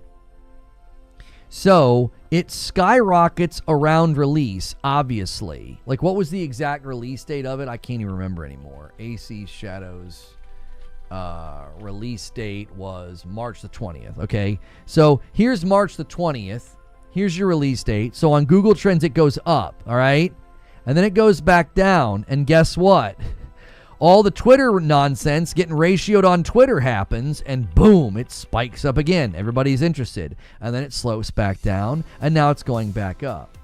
What this tells me is this is regular surge of interest and word of mouth spreading. It's people basically saying, you should check this game out. Or it's people hearing, hey, I heard that game's pretty good. You can see a similar pattern if you consult the Assassin's Creed Steam charts, right?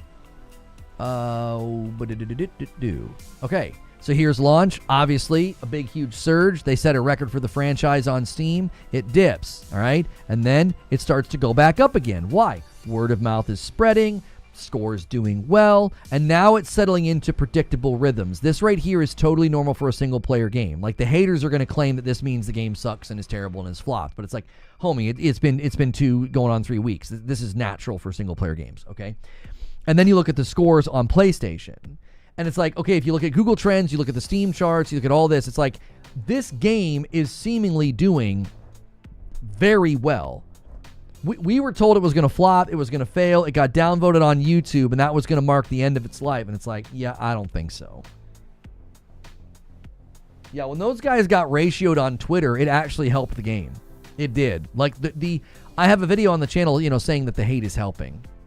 When those guys got ratioed on Twitter, it suddenly caused it to surge again on Google Trends, and it caused the game to spike again on Steam. It went back up. Why? That was a fantastic advertisement for the game.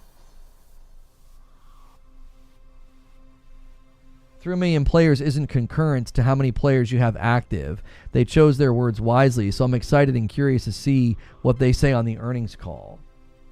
Well, we'll get Circana reports next week about how well it did 1 entire week of sales. We only had the 1 week of sales, and it was only available for like 3 days. And it was like, it wasn't that impressive because it was just those first 3 days. I want to know what a full week looks like as far as like engaged players. That was some thunder. Did y'all hear that? It's still going. That can't be thunder. It hasn't stopped yet. That cannot be thunder. That's like my neighbor dragging a... That's going to be my neighbor dragging a trash can or something. Ain't no way. Ain't no way that was real. It was still going. It's just rain right now. It's not like a thunderstorm. I just checked the app. Yeah, it's raining pretty hard. How big are your neighbor's mother effing trash cans?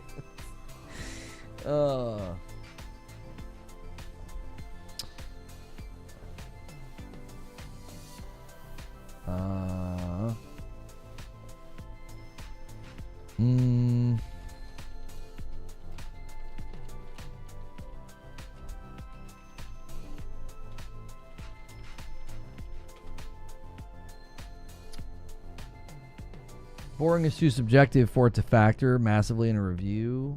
Wait, what are you talking about? If that's the case, then the AC franchise just isn't for them because there isn't much of a difference in activities between the games. It doesn't mean that the game is bad.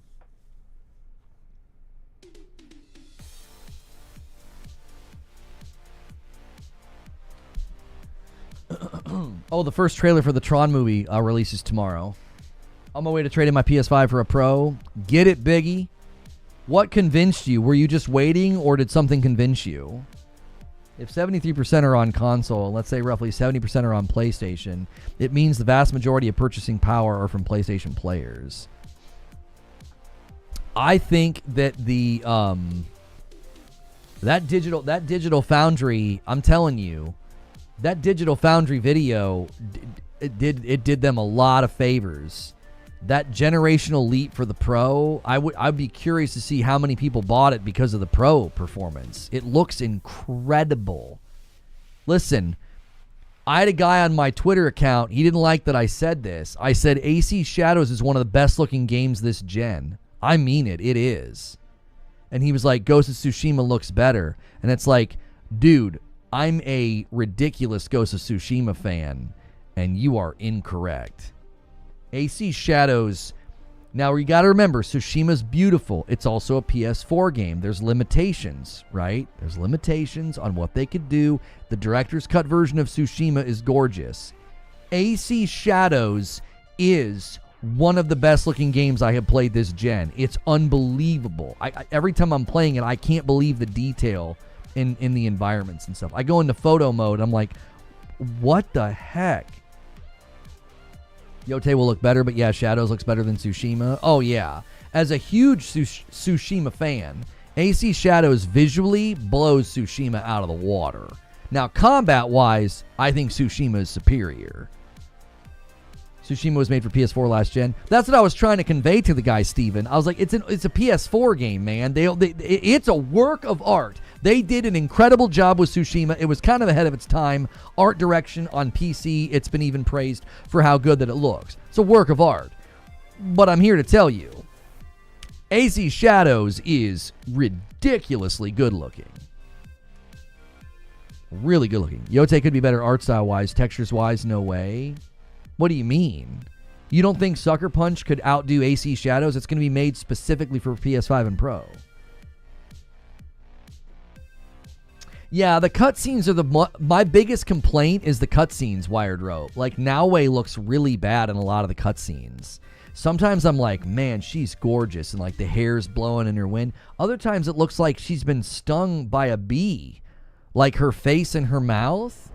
Everything looks like, she looks like a boxer that's been like swolled up or something. It's like, what in the heck happened to you? She doesn't look good sometimes. It's weird. It's really inconsistent. I don't know if it's the lighting that they use in the cutscenes or if it's just the facial animation. Yeah, pre-orders for the Nintendo Switch 2 are now delayed. I don't think the character models get the global illumination. I'm serious. Sometimes she looks gorgeous, and other times I'm like, what happened? She looks like a different person.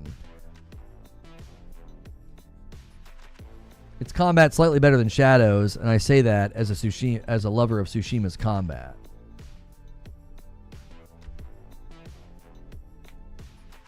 It might be the facial animations or the lighting. They look funky in some scenes. Yeah, she goes from looking like Naoe to looking like another person sometimes. I'm like, I don't know who that is, but that doesn't look like Naoe to me. I don't know what's going on.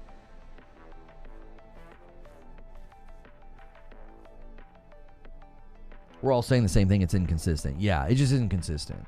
Yeah. The physics of her hair always look good. Because, like, that black, soft, silky Asian hair is just beautiful. And they nailed it. Like, when her hair's, like, blowing in the wind or, like, you know, she's, like, off to the side, you can kind of see it. They nailed it. Her hair always looks so good. The hair physics and the way it's lit, they nailed it. But her face, I'm like, what the heck is going on? There are some scenes where it's like she literally looks like she just got out of a boxing match, like all swollen, like her lip looks fat and puffy. And then other scenes, I'm like, oh, that looks like her. This game has solidified my decision to grow a samurai bun. Ubisoft started reducing the mocap a lot in the RPG games.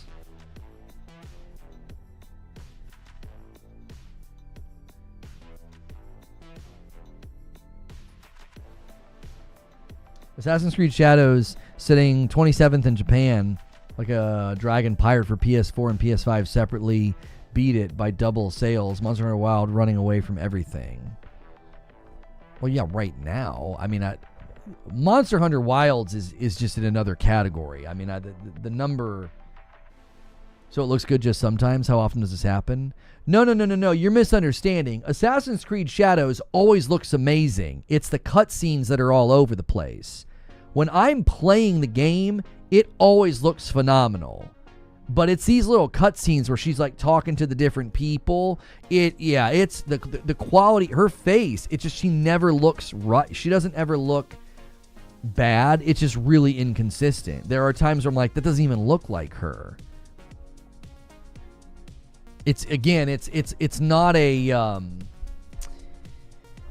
it's not a quality in the game thing. It's just like the cutscenes are I don't know. It's something. It's gotta have something to do with the lighting.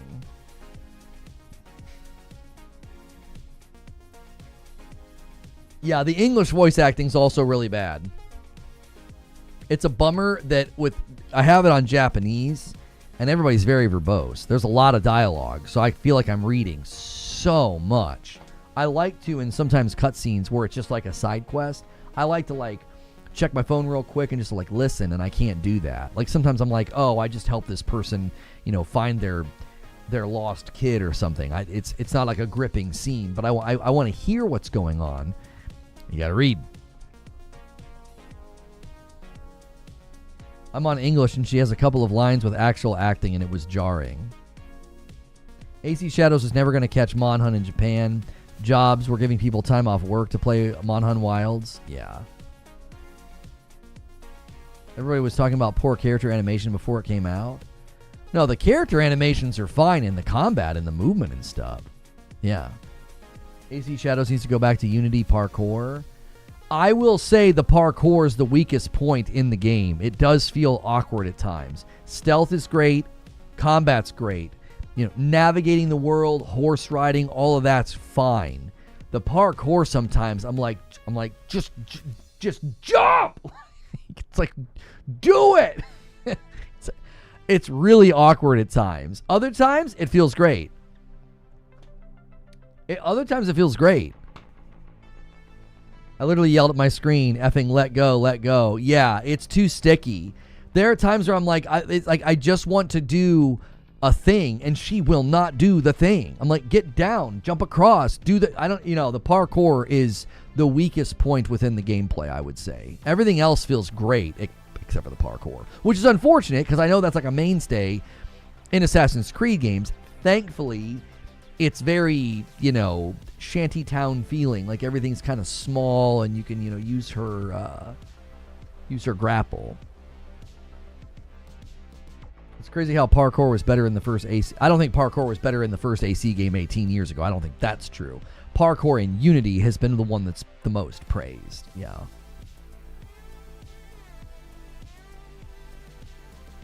It takes It Take Two NSW version beating AC Shadows. That's not doing well over there. I don't know what you're talking about.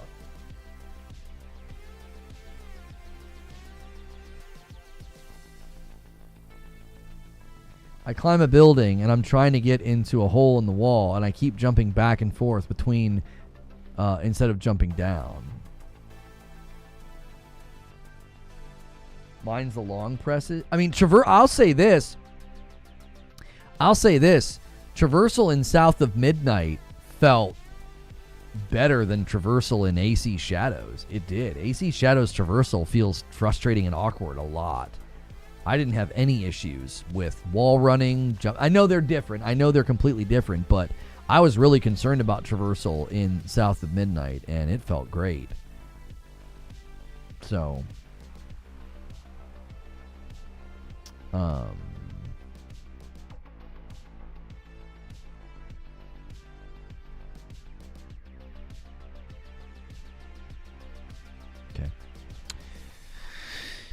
Naue stealth annoyed me for the first time yesterday. Install spaces. She's a little clunky.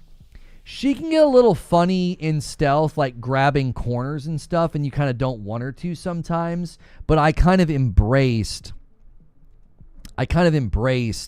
just sort of letting her do her thing. Like if she wants to go take a corner, fine, go take the dadgum corner. So, okay, cool. We're getting credit for our South of Midnight coverage on Keymailer. They're offering me One Way Home on Steam decline. No thanks. They're offering me a key for Hitman World of Assassination PSVR 2. This already launched though. This launched a week ago. I can't do anything with that. I wish you could decline a key on Keymailer and say, I need this on before launch. You can't send me a key to a game a week later. I can't do anything with that. That ship has sailed, man.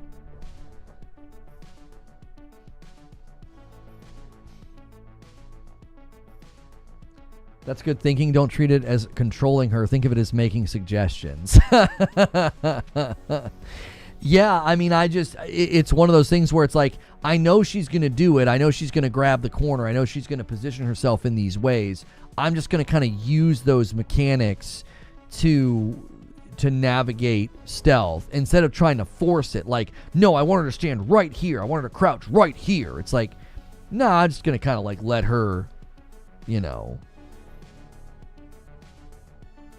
let her kind of do her thing, and then I'll just wait for somebody to come over. That's generally how I've been handling it. And it goes better when you don't force it.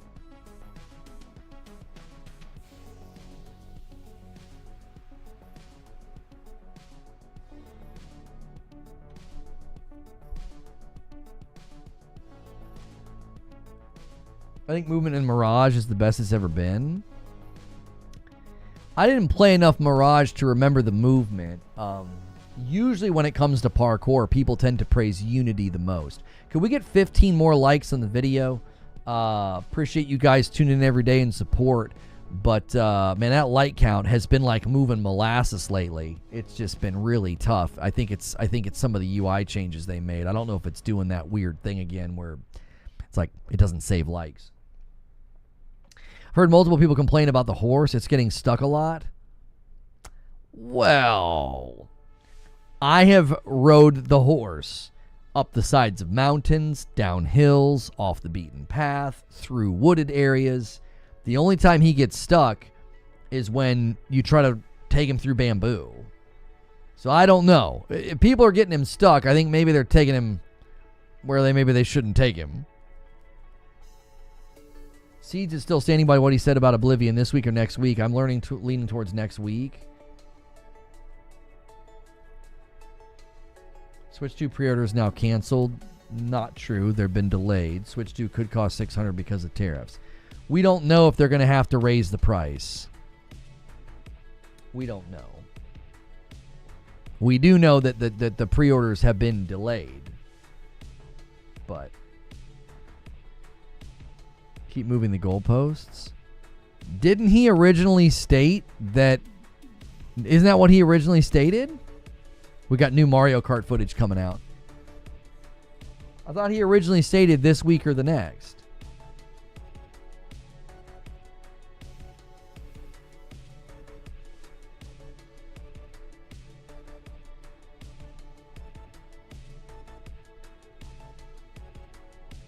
He said today.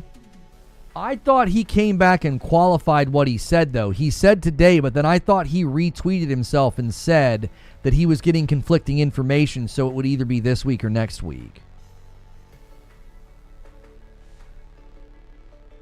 It was supposed to be today.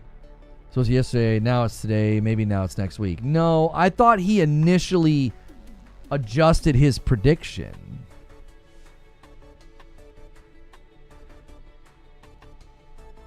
Of course, it's conflicting. I'll pull it up.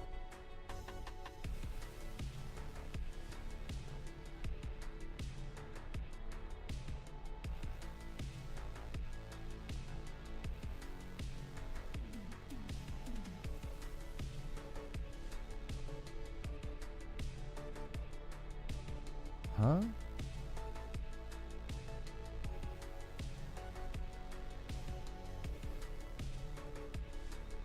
I'm getting tagged in tweets that I'm like, what in the world? Why am I getting tagged? Okay.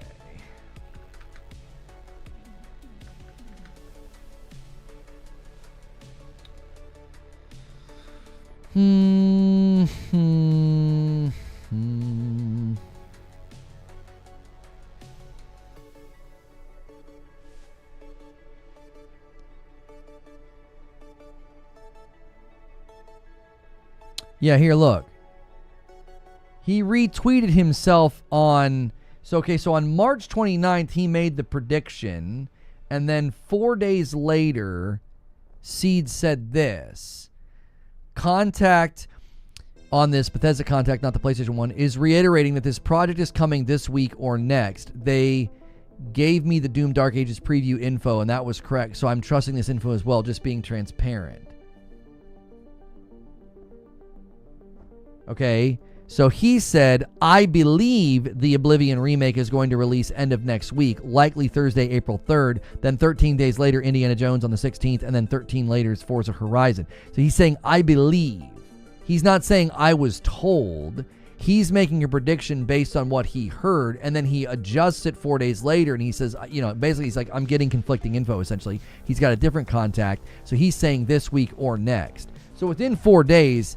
he did adjust it. He did adjust and say it's either this week or the next.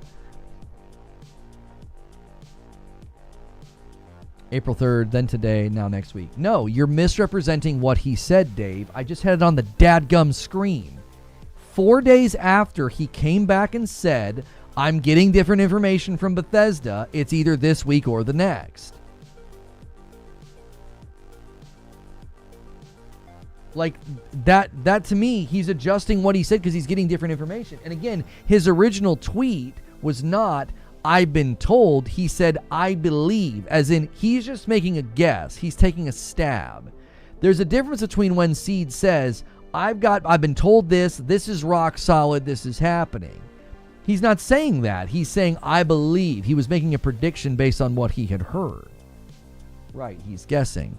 That's what I mean. So don't make it like, oh, he's shifting the goalposts or he's moving things around. No, he's getting different information, and so he's trying to make a prediction based on information, and he's also adjusting as he hears more. Like, I don't think he's like moving the goalpost. I think he's quite literally just reiterating to us what he has heard and making predictions, accordingly. I didn't think it was going to be this week. Nintendo took this week by storm. They had their event, then they had their hands-on previews. Now they're doing Treehouse streams. Like, that's, you know what I'm saying?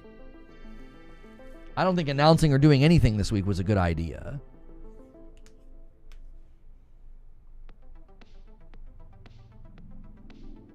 Give away the key to a random member donator?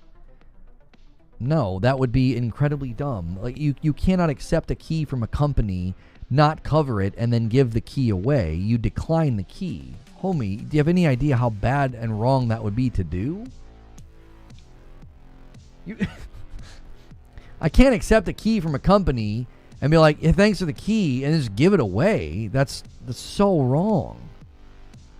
You have to decline the key and say no thank you. I just wish I could communicate to the company and be like, you're trying to give me the key for a game a week after it's been out. That ship has sailed, bro.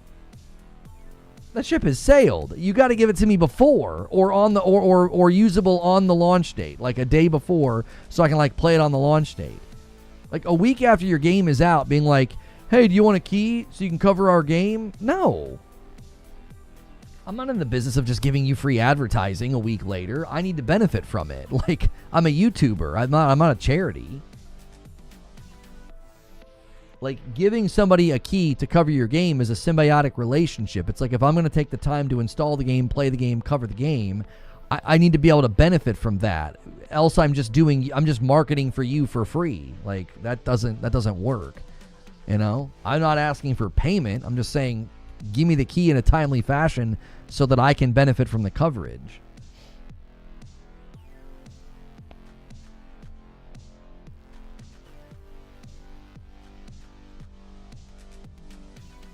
Who are we talking about? I commonly get offered keys in Keymailer from games that came out a week or two ago, and that doesn't serve any purpose for me. I can't do anything with that. That ship has sailed. All the previews, all the reviews, all the gameplay has already run through the circuit of the relevancy of YouTube and the streaming platforms. They're basically just asking for free marketing. Essentially what these companies do is they target the biggest creators, and then a week or two later, they start kicking codes out for free to smaller creators that are sometimes desperate to just like get anything they can. Like when you're smaller, you're more apt to like basically let a company mistreat you, right? You'll promote something for free, you'll do marketing for them and get nothing in return. And so what they're doing is they're hoping, well, we'll cast this wide net a week later, and there'll be enough YouTubers that are just happy to get a game for free, and they'll cover the game and market it for free for us. I don't play that game. I didn't build my channel off reviews to begin with, and secondly, I'm not going to do that. I'm not going to market your game for free a week later when it serves almost zero purpose for me. You get all the benefit, I get virtually none.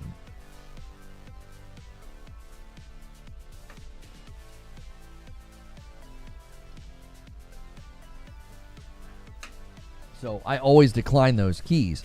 I wish I could decline the key and say, hey, in the future, if you send this to me a day or two before your game comes out, I will happily play your game on the launch date and promote it, and then we both benefit.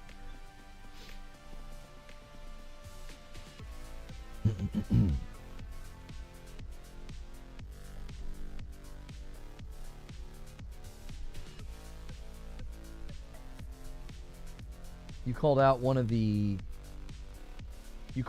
those insider gaming guys trying to throw shade on Seeds and got blocked. Who's trying to throw shade on Seeds?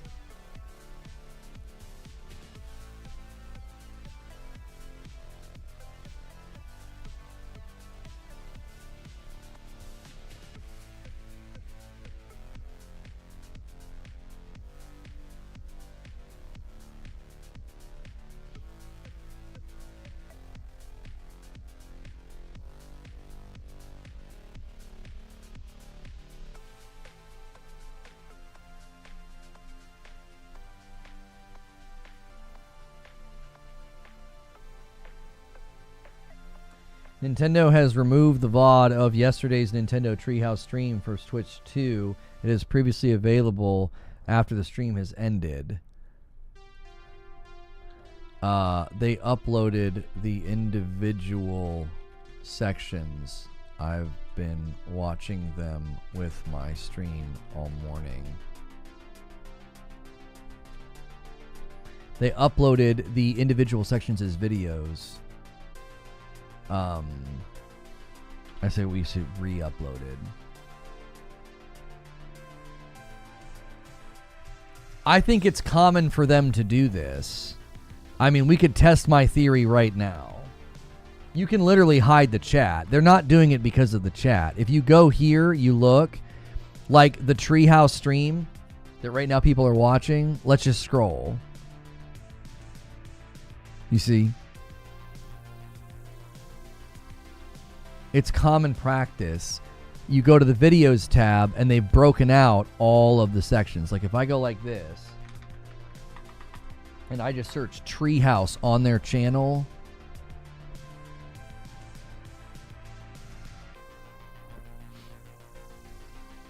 they're all uploads.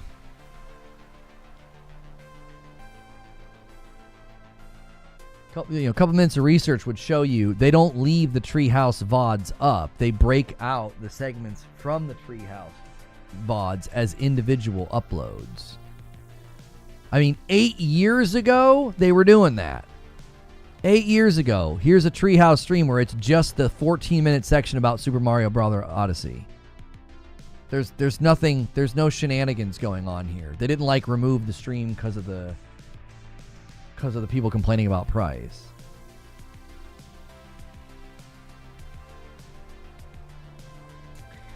Niz Ra was 17 months into Member Light. To tell you the truth, $80 does not bother me if I'm buying the game I want.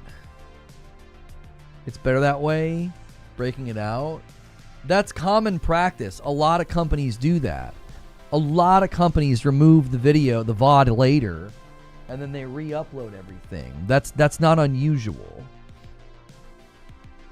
They're not trying to hide anything. You can literally go in and disable chat replay. If they would have done that, you could say, oh, they're trying to hide it, but that's not what they're doing.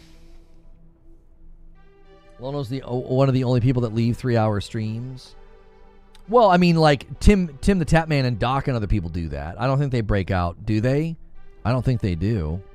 I could be wrong. I feel like if you go to his live tab, yeah, Doc leaves up 10-hour, 8-hour streams.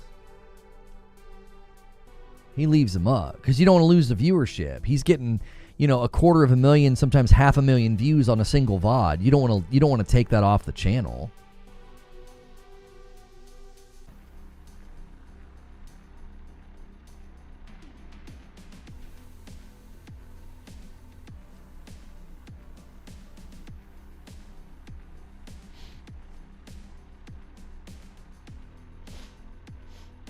Those are Twitch VODs? No, I'm looking at YouTube.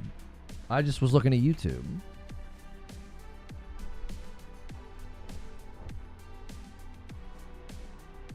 After this gen, PC is looking more desirable. Why? What are you basing that off of?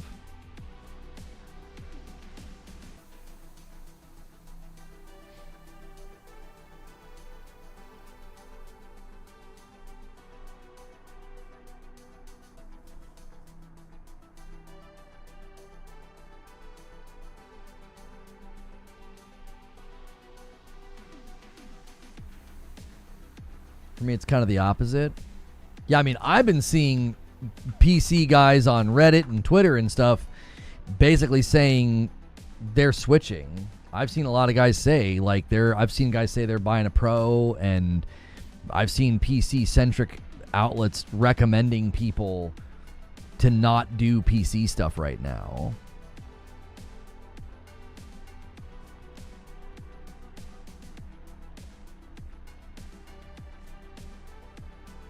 Even the PC faithful are like, yeah, this crap ain't worth it. Just get a PS5 Pro. Yeah, I know. That's what I'm saying. What is he basing that off of? Like, I don't care. I'm just curious. Like, it doesn't matter to me where you play or how you play. I've been seeing the PC guys say quite the opposite of what you're saying right now. That they feel that PC is becoming less preferred in their mind. Now, that's not a permanent thing, but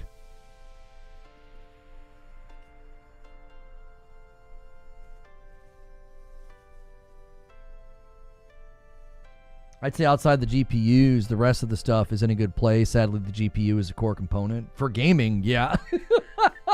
I mean, you could ignore all the GPU nonsense if you're using your PC to watch movies, YouTube, and type up spreadsheets.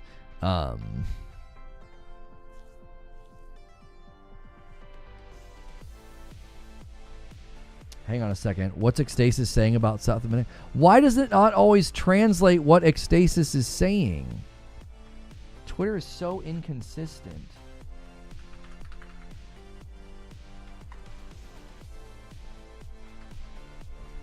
South of Midnight has received a huge BJ from Microsoft first-party studios. Activision Los Angeles, Rare, Ninja Theory, Xbox Studios, Quality, and the Coalition appear in the video game credits. Well, so they helped? Is that what he's saying? It would make sense as to why the game looks almost too pretty for a small team. Like, how big is Compulsion Games? I mean, South of Midnight looks really pretty for a small team. If they got assistance, that's great. That means future Xbox Studios games should also then get some of that assistance and then also then be awesome looking.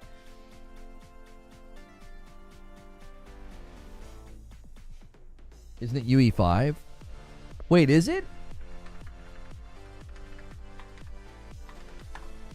Yeah, it's UE5. It's running really, really well for a UE5 game. The stutter that happens with like the cutscene ghosty people, I mean, that's gonna happen. That's not endemic to the experience. It's not constantly happening. We Happy Few is their breakout game.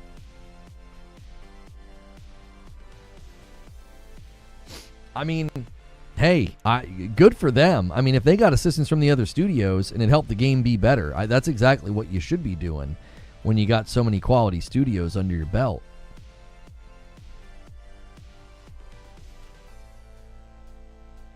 I would say that's a good thing. I wouldn't say that's like any shade against the developer of the game. That's kind of what you should come to expect.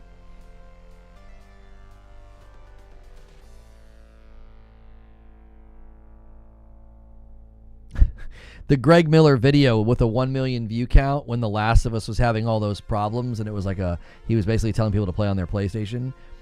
The Last of Us Part 2 on PC struggles to beat PS4 performance in some ways. And so people are taking that Greg Miller video and saying, well, here's your hotfix. Just play it on PlayStation.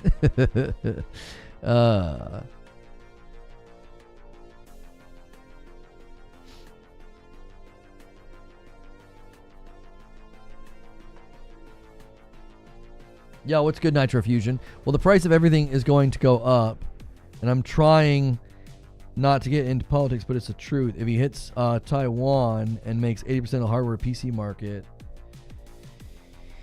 I mean, yeah, you would hope that pain levels will get high enough to turn a lot of this back. That would be the hope, right? On either side, right? That there would be some kind of a, hey, this is, what are we doing here? We got to figure this out. You know, that would be the hope. If not, then this is going to be bad. There's nothing else to say. Nothing else to say. If the pain on either side is not strong enough to turn things in a different direction, then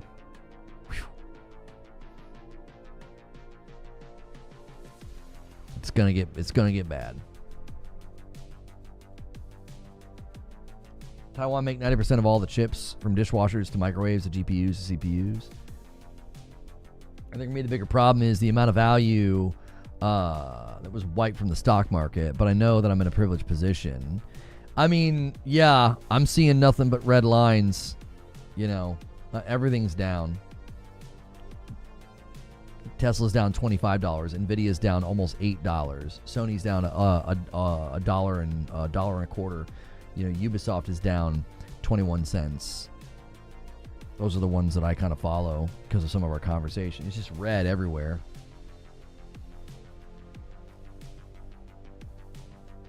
Which, properly adjusted, can be okay. Properly adjusted, it could be okay. Everybody goes in, buys low, things get reversed, things improve, and then everything kind of rebounds back. I mean, that's a possibility. I stopped looking, was ruining my day. Yeah.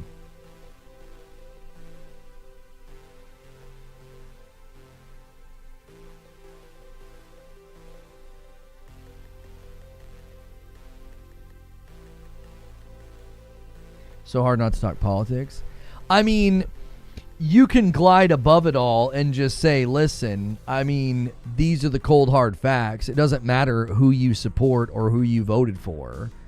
This is having immediate terrible ramifications for consumers and will continue to have even worse compounding negative effects for consumers. You know? If you take your shot and it doesn't work and it makes things worse, you're going to have to figure out another way. You're going to have to figure out another way.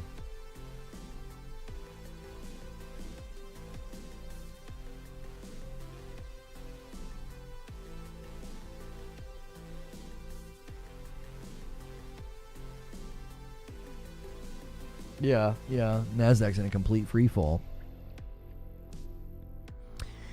It's just the nature of things, man. It stinks because gaming's supposed to be the way to escape from all of that, and now gaming is... Yep. Yeah. Gaming's going to get affected by it.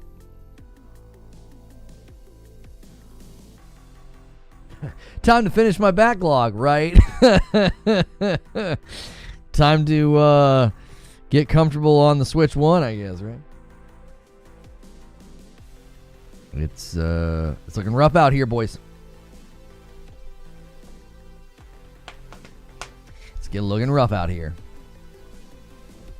Can say even less because I'm in Canada. What I consider a game may not be general audience here. Yeah, I mean, it obviously depends.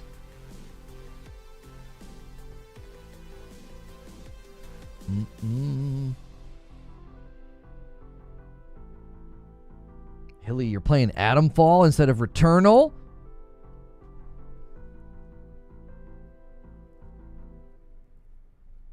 GTA 6. Yeah, GTA 6 gonna be $1,000. You know what I mean?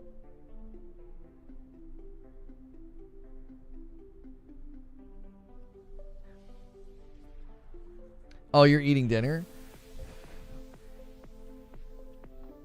How have you liked Atomfall? Some people are loving it. Other people seemed a little bit more tepid to it.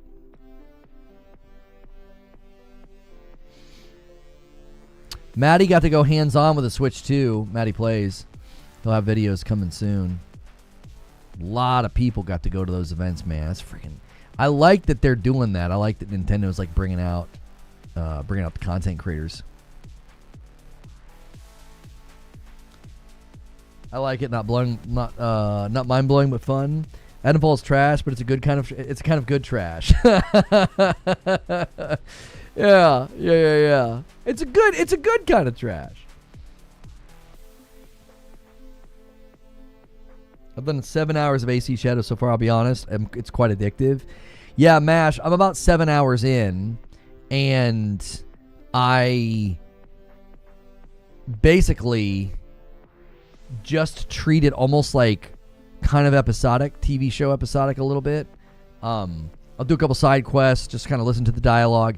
I'm letting the game's character development and character arcs just kind of like do its thing. Instead of what I would commonly do in a game like that is I would really button mash my way through a lot of that stuff. And I decided instead to like just let the game just kind of marinate. Like I'm letting the side quests do their thing. Yeah. I'm not doing what I would typically do, which is like only focus on the main story and like let the side quests just kind of like just buzz through and button mash. And I'm actually enjoying that. I'm enjoying getting to know the side characters and how they interact with Naue.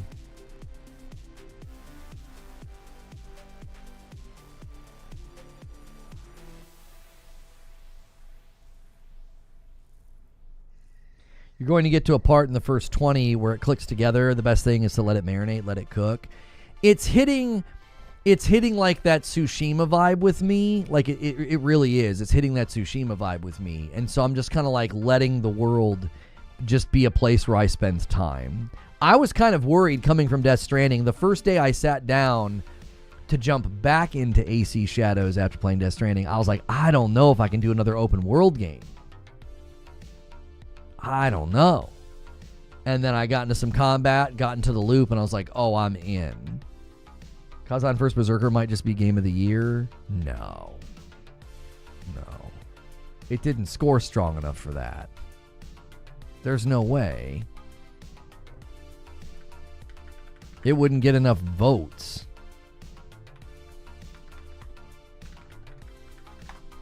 There's no way. Yeah, it's got a 79. It doesn't stand a chance in Game of the Year.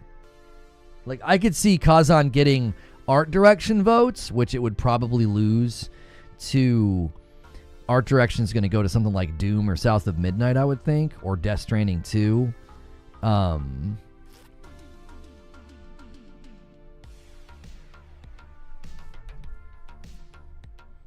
GTA 6 Game of the Year. Well, yeah, we've debated this a lot. I still think that I still think Death Stranding 2 is going to be the game to beat. I think that's your front runner for Game of the Year. Serious question.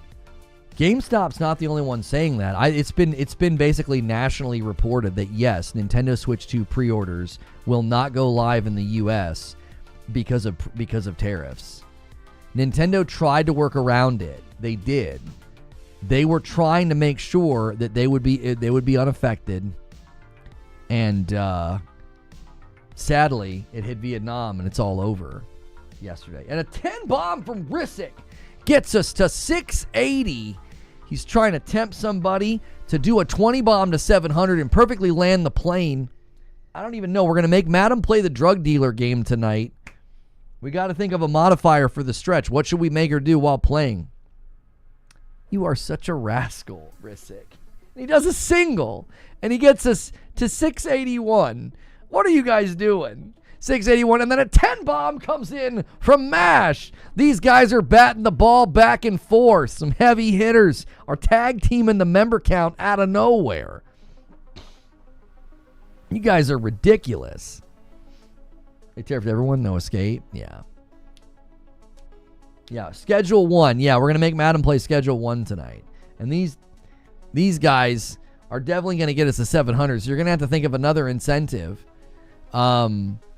692 from a signal, and then another single from Ant takes us to 693, and another one comes in from Stone Spire and gets us to 694. I don't know what y'all are doing. I don't know what y'all are doing, but it's crazy. We'll take it. Madam drinks 3 Diet Cokes at the stretch goal. No. Number 1, she would be okay with that. Well, maybe just 2. And Jaggy is going to do a single. And another one comes in from Stone Spire and gets us to 696. Risick reaches limit. He can't do it anymore. He's been locked out.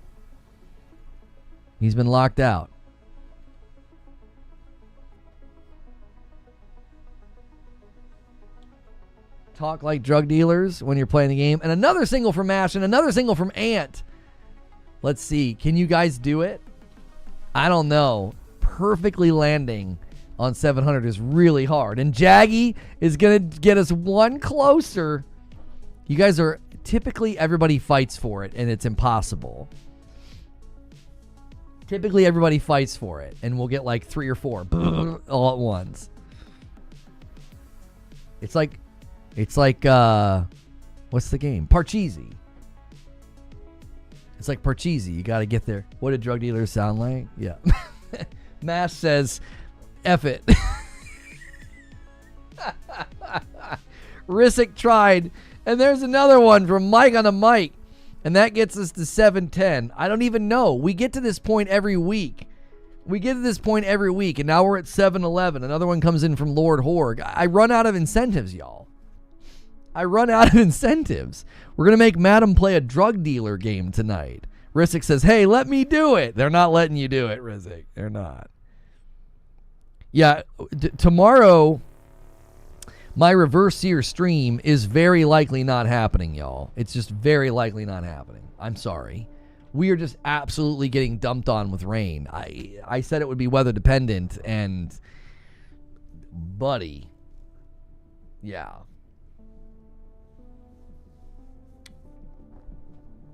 Hang on, let me look at this.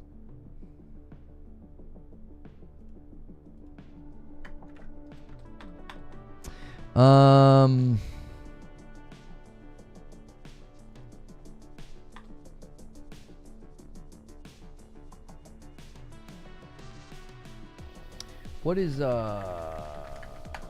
what's it called? Okay. Can I get the wiki? Yeah, let's add that too.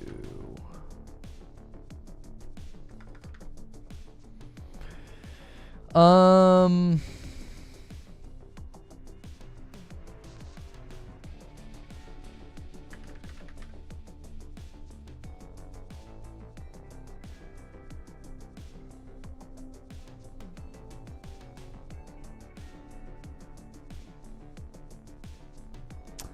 on 1 second. The bill is pouring. I mean, it just won't stop.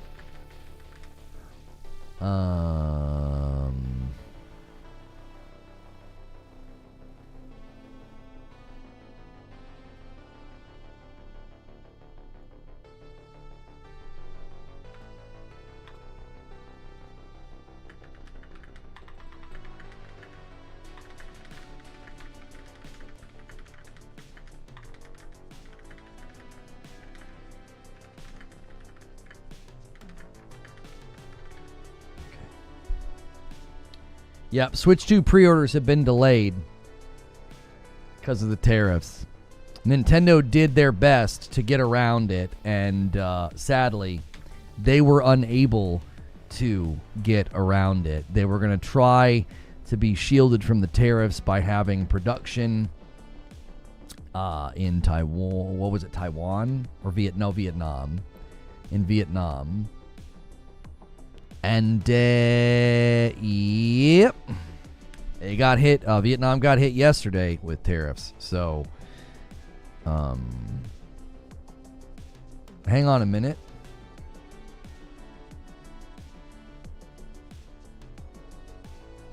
There's literally a game coming out called Drug Dealer Simulator.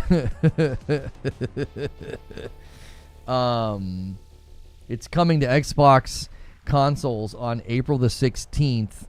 On PC, it got 1 million buyers. In 2025, Drug Dealer Simulator will also be released on PS5, but the exact release date's not yet known.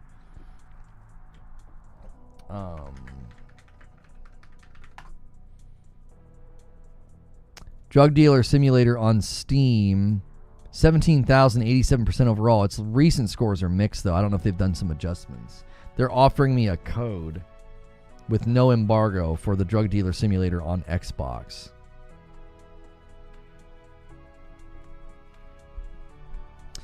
You broke that news last week. I'm playing it right now. What's the one that we're making Madam play tonight called? What's it called? Section 1 or something?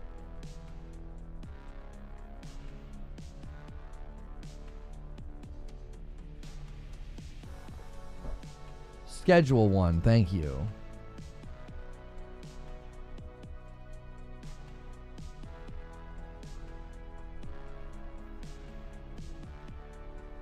It's been out a few years now. It's pretty cool. I think everybody wants to see Madam play Schedule 1, so we'll stick to that. We'll stick to that.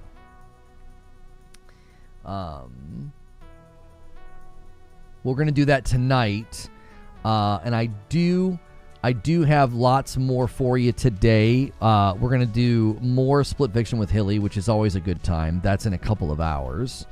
And then, yeah. I don't know if it has controller support. Somebody said you can just plug in a controller and it works. It doesn't say that it will, but it does. So we'll just do that with Madam. Marathon. Has anything come out from the Marathon thing yet? Have they figured it out?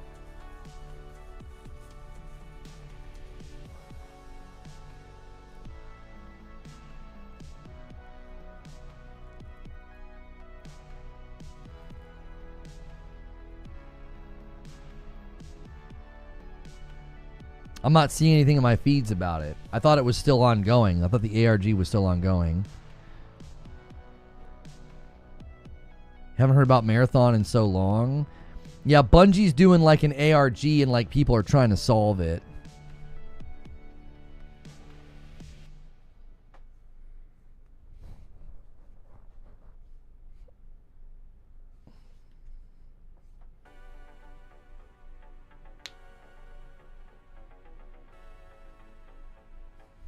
Hang on a second. We just need like a... Give me 1 second, chat. Give me 1 second, chat. Do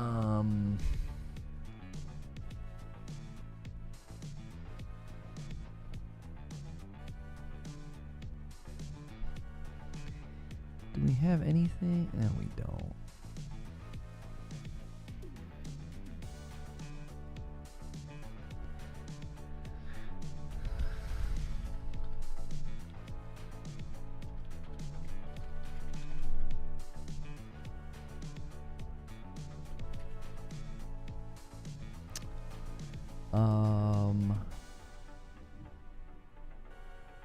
More thunder.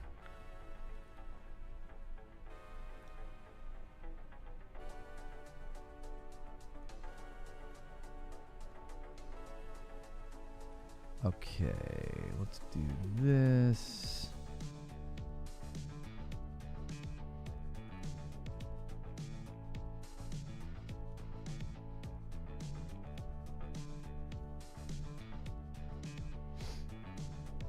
DK loves bananas. Big if true. Nintendo tree. Oh, that's silly. Save that.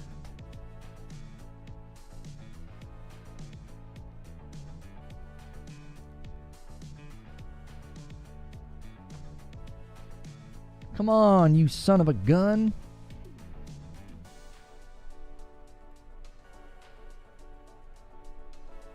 Okay, here we go.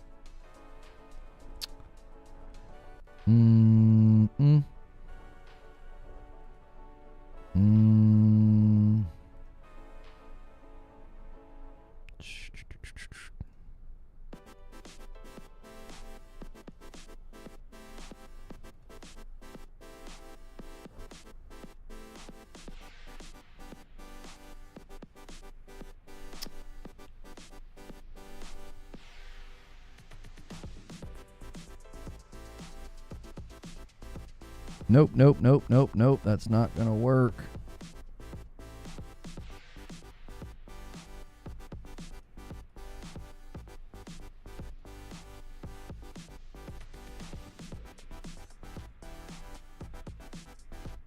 It's still being checked. Come on.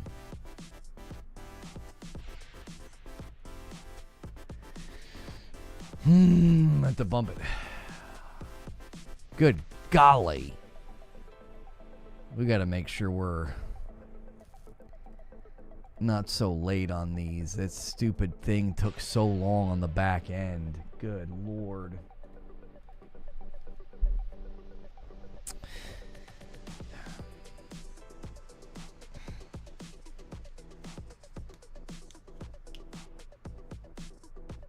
I heard Yote is set to release between mid-July, late August to avoid GTA 6. I had a theory about that recently in one of my live streams because you've got Lost Soul Aside late May, Death Stranding 2 late June. I could see Yote landing late July. Just go boom, boom, boom. Get all your PlayStation stuff out of the way. And then PlayStation knows that they're going to have a huge, huge surge with GTA 6. Like, they know that. They know they're going to be sitting really, really nice with GTA 6 when it hits. Like, they don't need to try to fight for positioning in the third or the fourth quarter of the year. They don't. So I don't think they're going to. Yeah, I think a late June for Lost Soul Aside, a late June for Death Stranding 2. I'm sorry, late May, Lost Soul Aside, late June, Death Stranding 2, late July, Yote. Just Get it out of the way. Get it over with. Get everybody going. They can use the Summer Game Fest. They can use their showcase, whatever it is they got planned for May and June, to really push marketing, and then probably be just fine. GTA 6 is basically going to be another title for Sony. Right, in their mind, like, I don't think there's any loss there. Like, going nuts in the summer and then getting all that spending out of people's systems, and then boom, GTA 6 hits in fall. Nobody wants to go up against GTA 6, which most likely will sell 20 to 30 million copies before end of the year, assuming it comes out this fall. Right. August is a good month for Yote. Maybe. I just think that cadence, I don't know. I like that cadence. I like the cadence of, you know, late May, late June, late July. Just boom, boom, boom. You know? You want to get out of the way. You really want to get out of the way. Like, if PlayStation is part of the marketing for GTA 6, which is what we've heard from two reliable sources, both Middle-Aged Gamer Guy and Detective Seeds have said that. If that is indeed true, then it would make sense that they would also want to be like, hey, we got to get out of the way of this monster. Let's just get everything done in the summer. And then step out of the way, basically, and just let your PS5 sales soar, because you know you're going to have a surge once GTA 6 date is known. Love your videos. Thank you. You know you're going to have a surge because you're not going to be able to play this thing on old gen, so you're going to have a lot of people from PS4 era finally making the leap.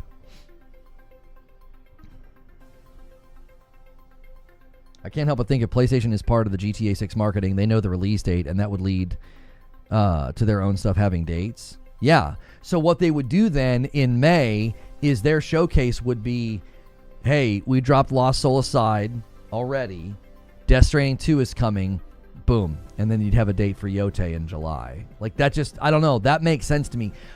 PlayStation is one of the single most difficult companies to, like, predict their behavior. They're so difficult. Like, it's been really easy to predict what Xbox is going to do. It's really easy. Nintendo, I hit some pretty good bullseyes and predictions with the Nintendo Switch 2. I think I did a pretty good job making guesses about where things would land, prices, games, performance. Didn't do too bad of a job there. PlayStation, I always feel like I'm wearing a blindfold and I'm playing pin the tail on the donkey. I'm like, I have no freaking clue what they're going to do. It's always like, well, yeah, they might do this. Oh, I think they could do this. Maybe they'll do this. Maybe they'll do that. And they never do. Like the state of play. How in the world was I supposed to guess that Yote wouldn't be there, Death Stranding 2 wouldn't be there, and they would announce a new Housemarque game? Like, what? Schedule 1 might be taken down before the stream tonight. Yeah, I know. I saw that. They're being investigated for copyright infringement claims. Like, oh, wait, hang on. I forgot to thank you for this. Wait. Paul Wright was 7 months into VIP. Here at Epic Universe, Switch 2 delay, SMH. Oh, well, yeah, it's a huge bummer. Member count for the week is now at 712. Thank you guys so much. We're having a bit of a bounce back as you guys are kind of piling in to listen to what we're talking about. Make sure you're smashing the like button. Oh, they're having a big site-wide sale on Into the AM. So, guys, always remember if you buy shirts from Into the AM to use code LONO. Yeah, the Borderlands 4 State of Play is happening at some point. This is also true.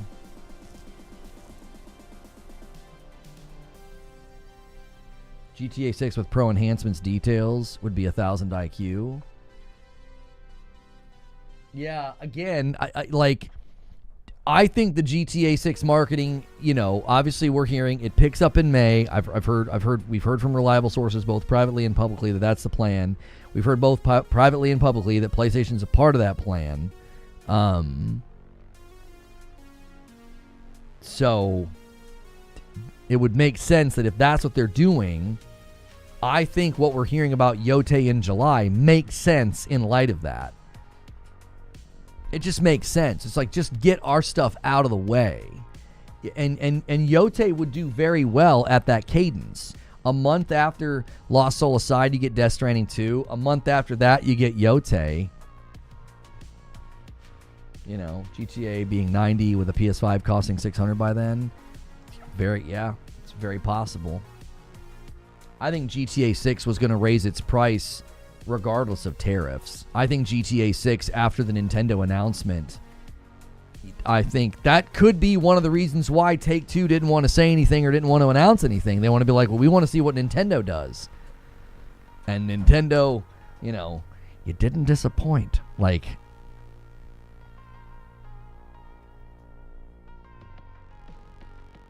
the God of War rumor side story coming? I don't know.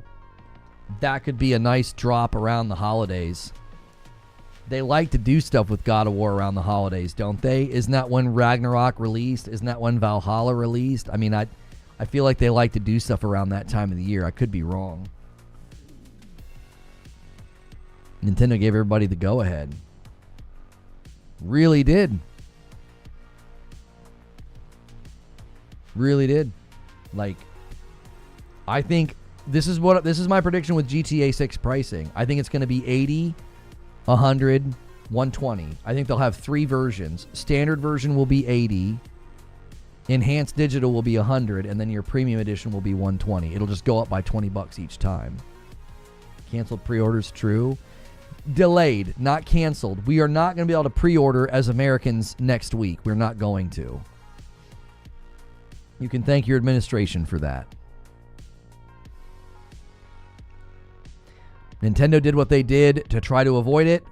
They thought they were good, and then he hit Vietnam with tariffs yesterday. So, pre-orders have been delayed.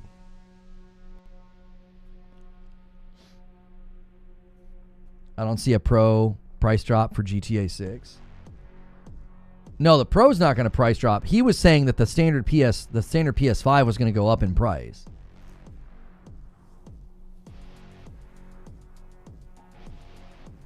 Trump's not a Nintendo gamer. That's true. You blame Nintendo? Why would you blame Nintendo? They don't have any control over it. Nintendo anticipated the tariffs. They tried to navigate around the tariffs so that you would be able to get your device. And quite literally, the day they announced their dadgum device, or the day after they announced the pre-order dates of their device, you think it's a coincidence that like a day after they announced their pre-orders, that where they funneled manufacturing through to avoid it gets hit? You think that's just a coincidence?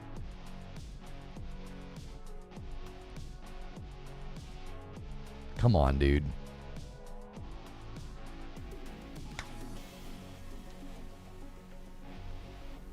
Nintendo did their damnedest to get their device in the market and into your hands.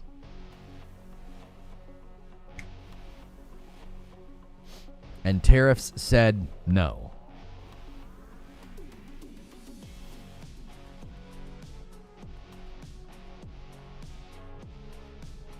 Share of the week watches seasons change in Assassin's Creed Shadows. Or are they shouting out people that got good screenshots?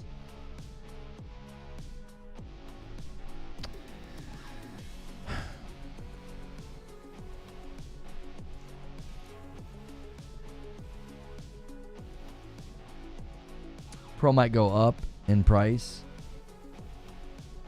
We have no idea. We have no idea how much it will go up. They probably don't want it to go up. They're probably going to try to hold off as long as they can before letting people pre-order, because they're hoping. They're basically hoping. They're hoping that it can, that the situation can go in a different direction, so that then they don't have to charge you more. None of these companies are going to want to charge you more. They're not going to want to. They're not going to have a choice.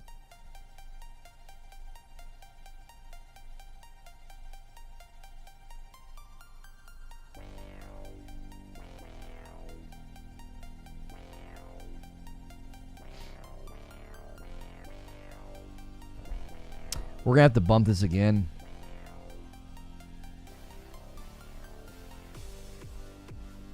I don't know what YouTube's doing.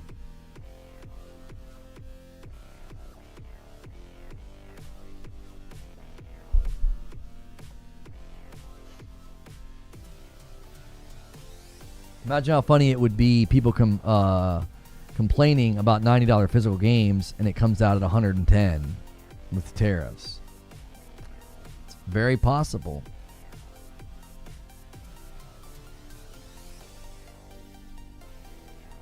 They spend a lot of time settling on the exact price point.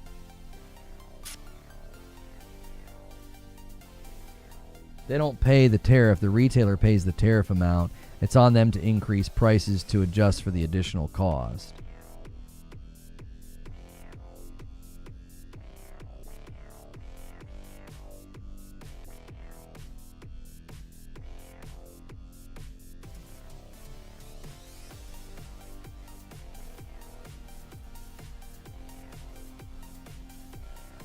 Just don't buy it. It's a luxury, not a necessity. It comes full circle. That's got to be one of the dumbest responses I've seen to this. That has nothing to do with the discussion. Just don't buy it. It's a luxury, not a necessity. That has nothing to do with what we're talking about. Being upset at a company setting a price of a luxury item and then you're left with a choice to either buy it or not, like that's your choice. That doesn't have anything to do with the entire global economic structure being disrupted by tariffs. Like what? Everything's going to get more expensive. Everything. If they hit Taiwan, it's going to get even worse. Forget your luxury items, brother.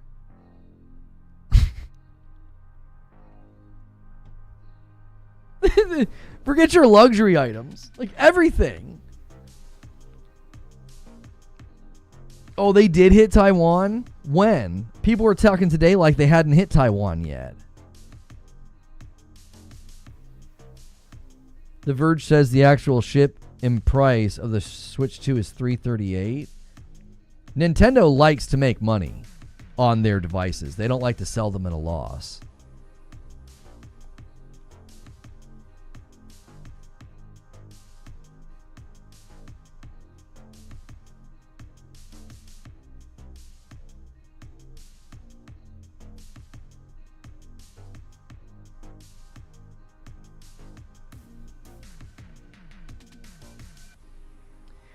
So apply the tariff to that amount.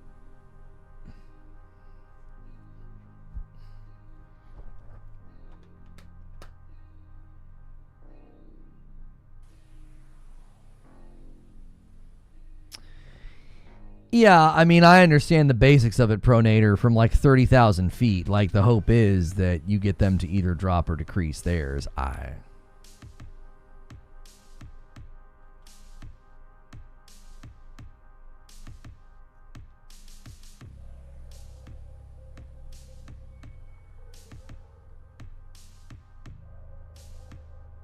Wasn't it reported that Sony upped production to get more units into the U.S. before they hit? Sony did that, yes, and then Nintendo moved things into Vietnam in order to dodge it. And then yesterday, Vietnam got hit. So there was an effort to get around it.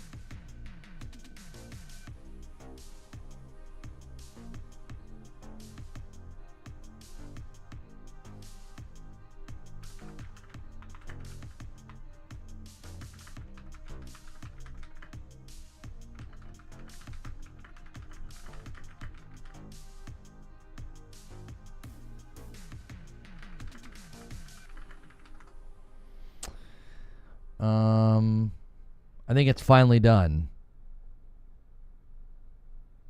Wait, is it finally done? It's acting like it's done.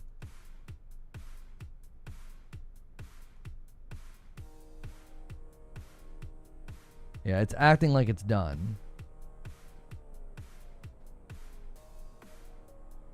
Have you played Banishers? I wanted to like Banishers, but the combat just never ever felt good. It felt super awkward. It never felt right to me.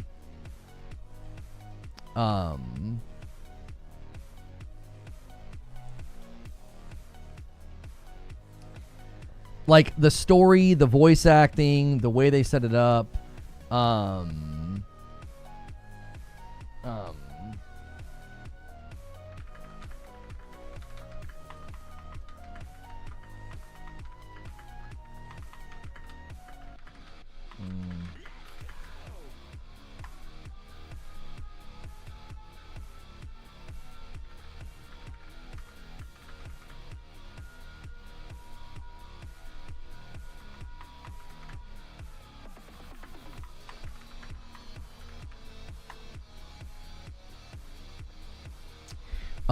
Uninhabited islands got hit. Well, yeah. I would imagine. I don't know all the inner workings of everything, but I would imagine they were hitting places to say, don't even think about just moving your manufacturing.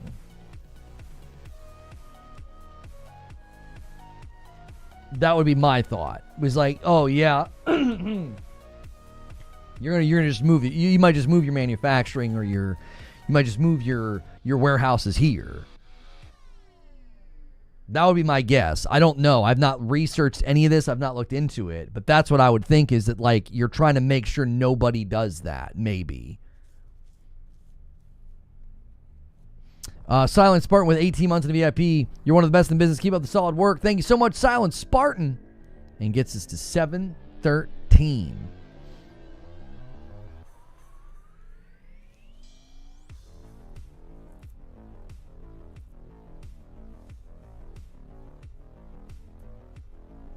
Sadly, no. Well.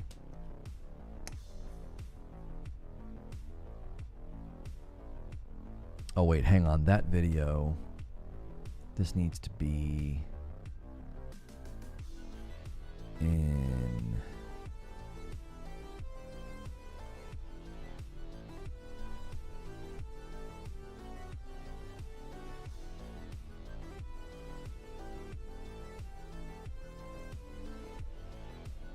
This stuff's going to mess up gaming news. Back to ABK tier if people just run wild blaming. Yeah, I don't know enough to speak on it intelligently. I don't. I do not know enough to speak on it intelligently.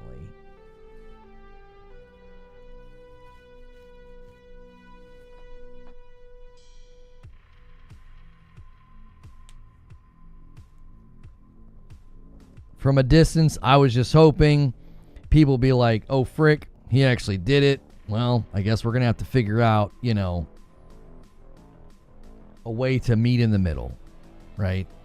That's what I was kind of hoping. That it wasn't like a bluff, that it was like a, like a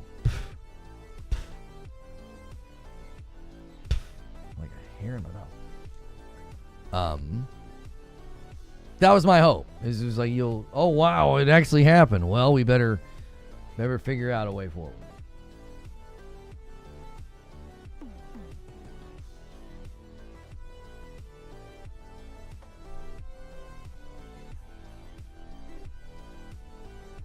You're trying to keep it about gaming.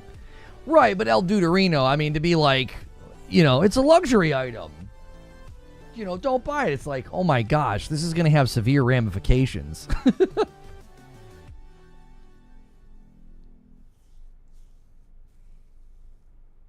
Most people can't speak on it intelligently, but we'll still talk. That's right, MASH. That's right.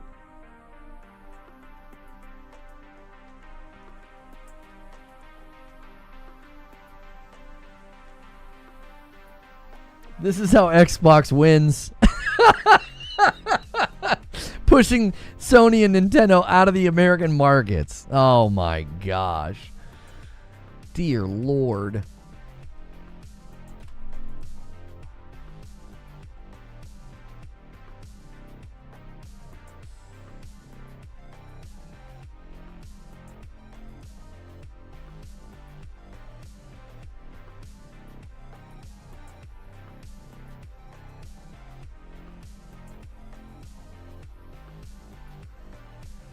There's a time limit on all of this. Markets will correct. Scotty B with almost 3 entire years of memberships bumps the line. I owe you guys like, I think I don't even know what I owe you at this point. I'm just going to drop a 20 bomb. I don't even know. I think that's what I owe.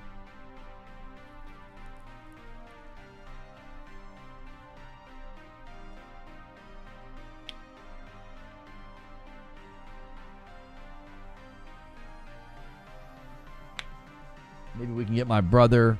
Hey, we got OID back in. We got Feed. I got Feed. We got him. Ladies and gentlemen, we got him. We got Feed a membership. Now we just need Derek to get one.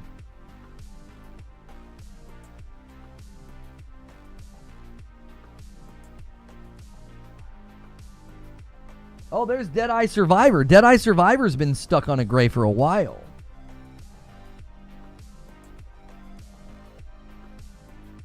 I fully agree with what you're saying about the prices in the games being amoral. However, I would not mind a little more clarity about your position that if Nintendo does not extract the cost from the consumer and they lower the price, they could end up extracting the cost from the company, i.e. layoffs. You cited that this is something that companies do, but I'm unaware of the evidence of that. I'm not disagreeing with you, but merely asking for a little clarity. If I may rephrase what I'm asking, how does lowering the price back to what they were already charging and profiting on going to potentially wind up with layoffs because of projected earnings? Yes. Yeah, it's an investments type of thing. And a 5 bomb comes in from Behemoth. That's exactly right, Tenor Dude. The companies that project a certain amount of earnings and profit are going to want to do whatever they have to do to get there. So if, like, okay, there was an instance where AT&T responded by saying, if you're going to make us pay for people's benefits, we'll just drop people to part-time. We'll just fire people. We'll get people off of full-time. We'll hire people, and we'll only hire people at part-time so we don't have to pay them benefits. It's like Microsoft saying, well, if you're not going to let us miscategorize employees to not pay them benefits, well, we'll just institute a policy and we will not let contract workers exceed 18 months. Like, companies are always going to find a way to ensure they get what their projected earnings are. Because if you project that number, so if they're anticipating the margins and the money from the Switch and the games being here, and the consumer rallies, screams and yells, and like, okay, we better lower the price. Think of it this way. Every million Mario Karts generates an extra $10 million to $20 million if they have it at the 80 and the 90. It's $10 and $20 higher than 70, right? So every time they sell 1 million copies of Mario Kart, they're making an extra 10 to 20 million. Where's that money coming from if you suddenly drop the price of Mario Kart World to $70 because everybody screamed and yelled? Where's that money coming from? Every million copies of Mario Kart is now bringing in 10 to 20 million less dollars of revenue to Nintendo. Because they sold over 70 million copies of the previous Mario Kart, right? They sold over 70 million copies of the previous Mario Kart. So whatever projected millions of sales they're expecting to get from Mario Kart, you have to subtract that amount of revenue from what they're going to pull in. Because they were anticipating selling it at 80 and 90 over 2 gens. Okay, but still, to my point, Hellstorm, based on the fact that they've sold that many copies, over 70 million, that's a lot of potential customers. So then they're going to project a total amount of sales for Mario Kart World in the first year. Let's say in the first year they expect to sell between, let's just say 10 million. I think that's a reasonable number. I think they could sell 10 million copies of Mario Kart World. Okay?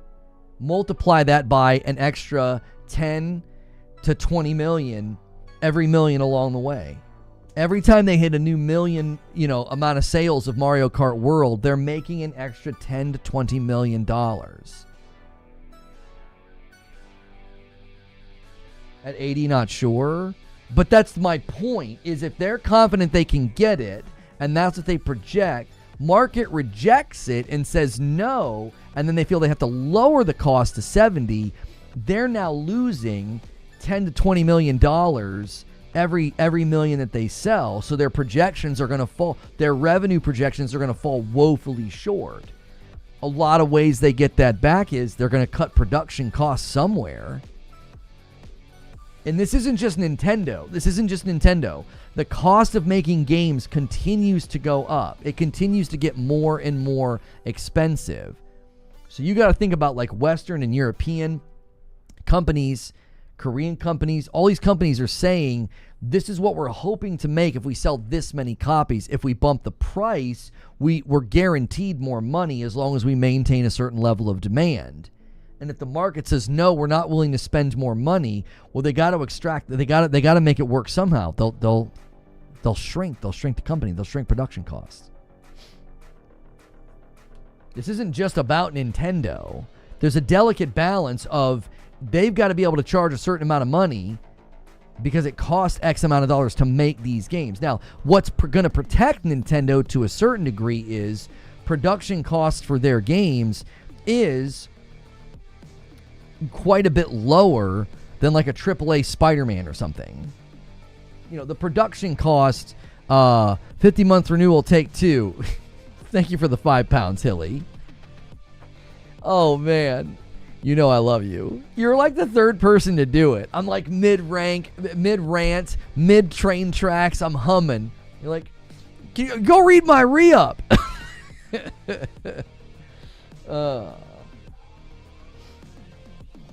Headcount's always the easiest way to recoup, though Japanese laws make it harder to let people go.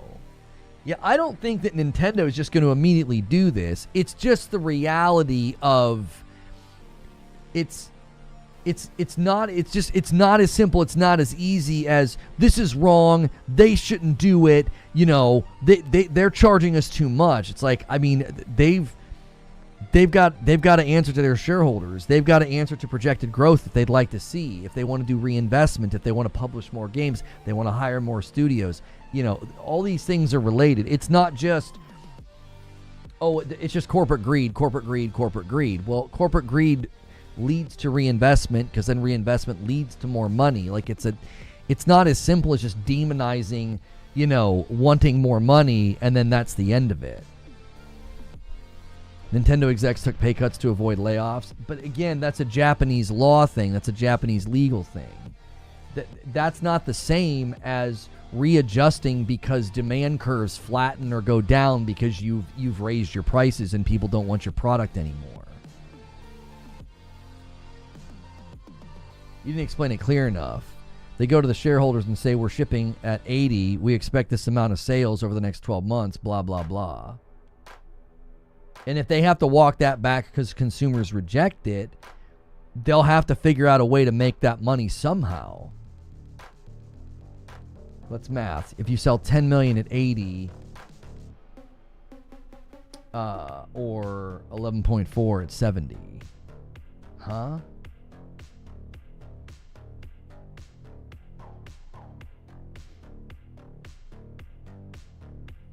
There's all kind of ways they could extract the money and find the money. It doesn't have to be layoffs. I was just giving an example of how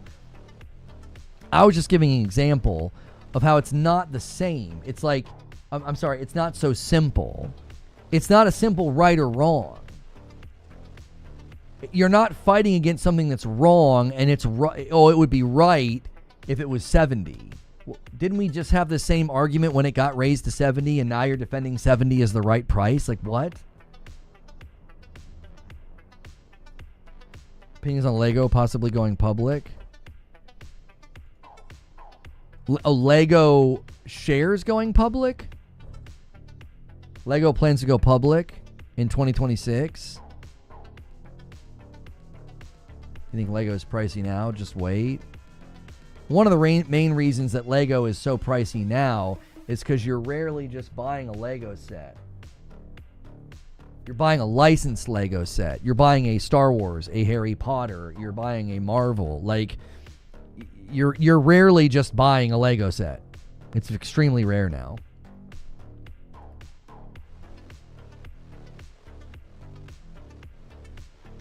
So, guys, I have a video that I worked really hard on, and I really hope this one turned out as good as it felt to record. It's called Death Stranding Should Not Exist, and I'm going to send you guys over to this. When this is over, we're going to hang out with the members, and then we'll end up playing some games with Hilly.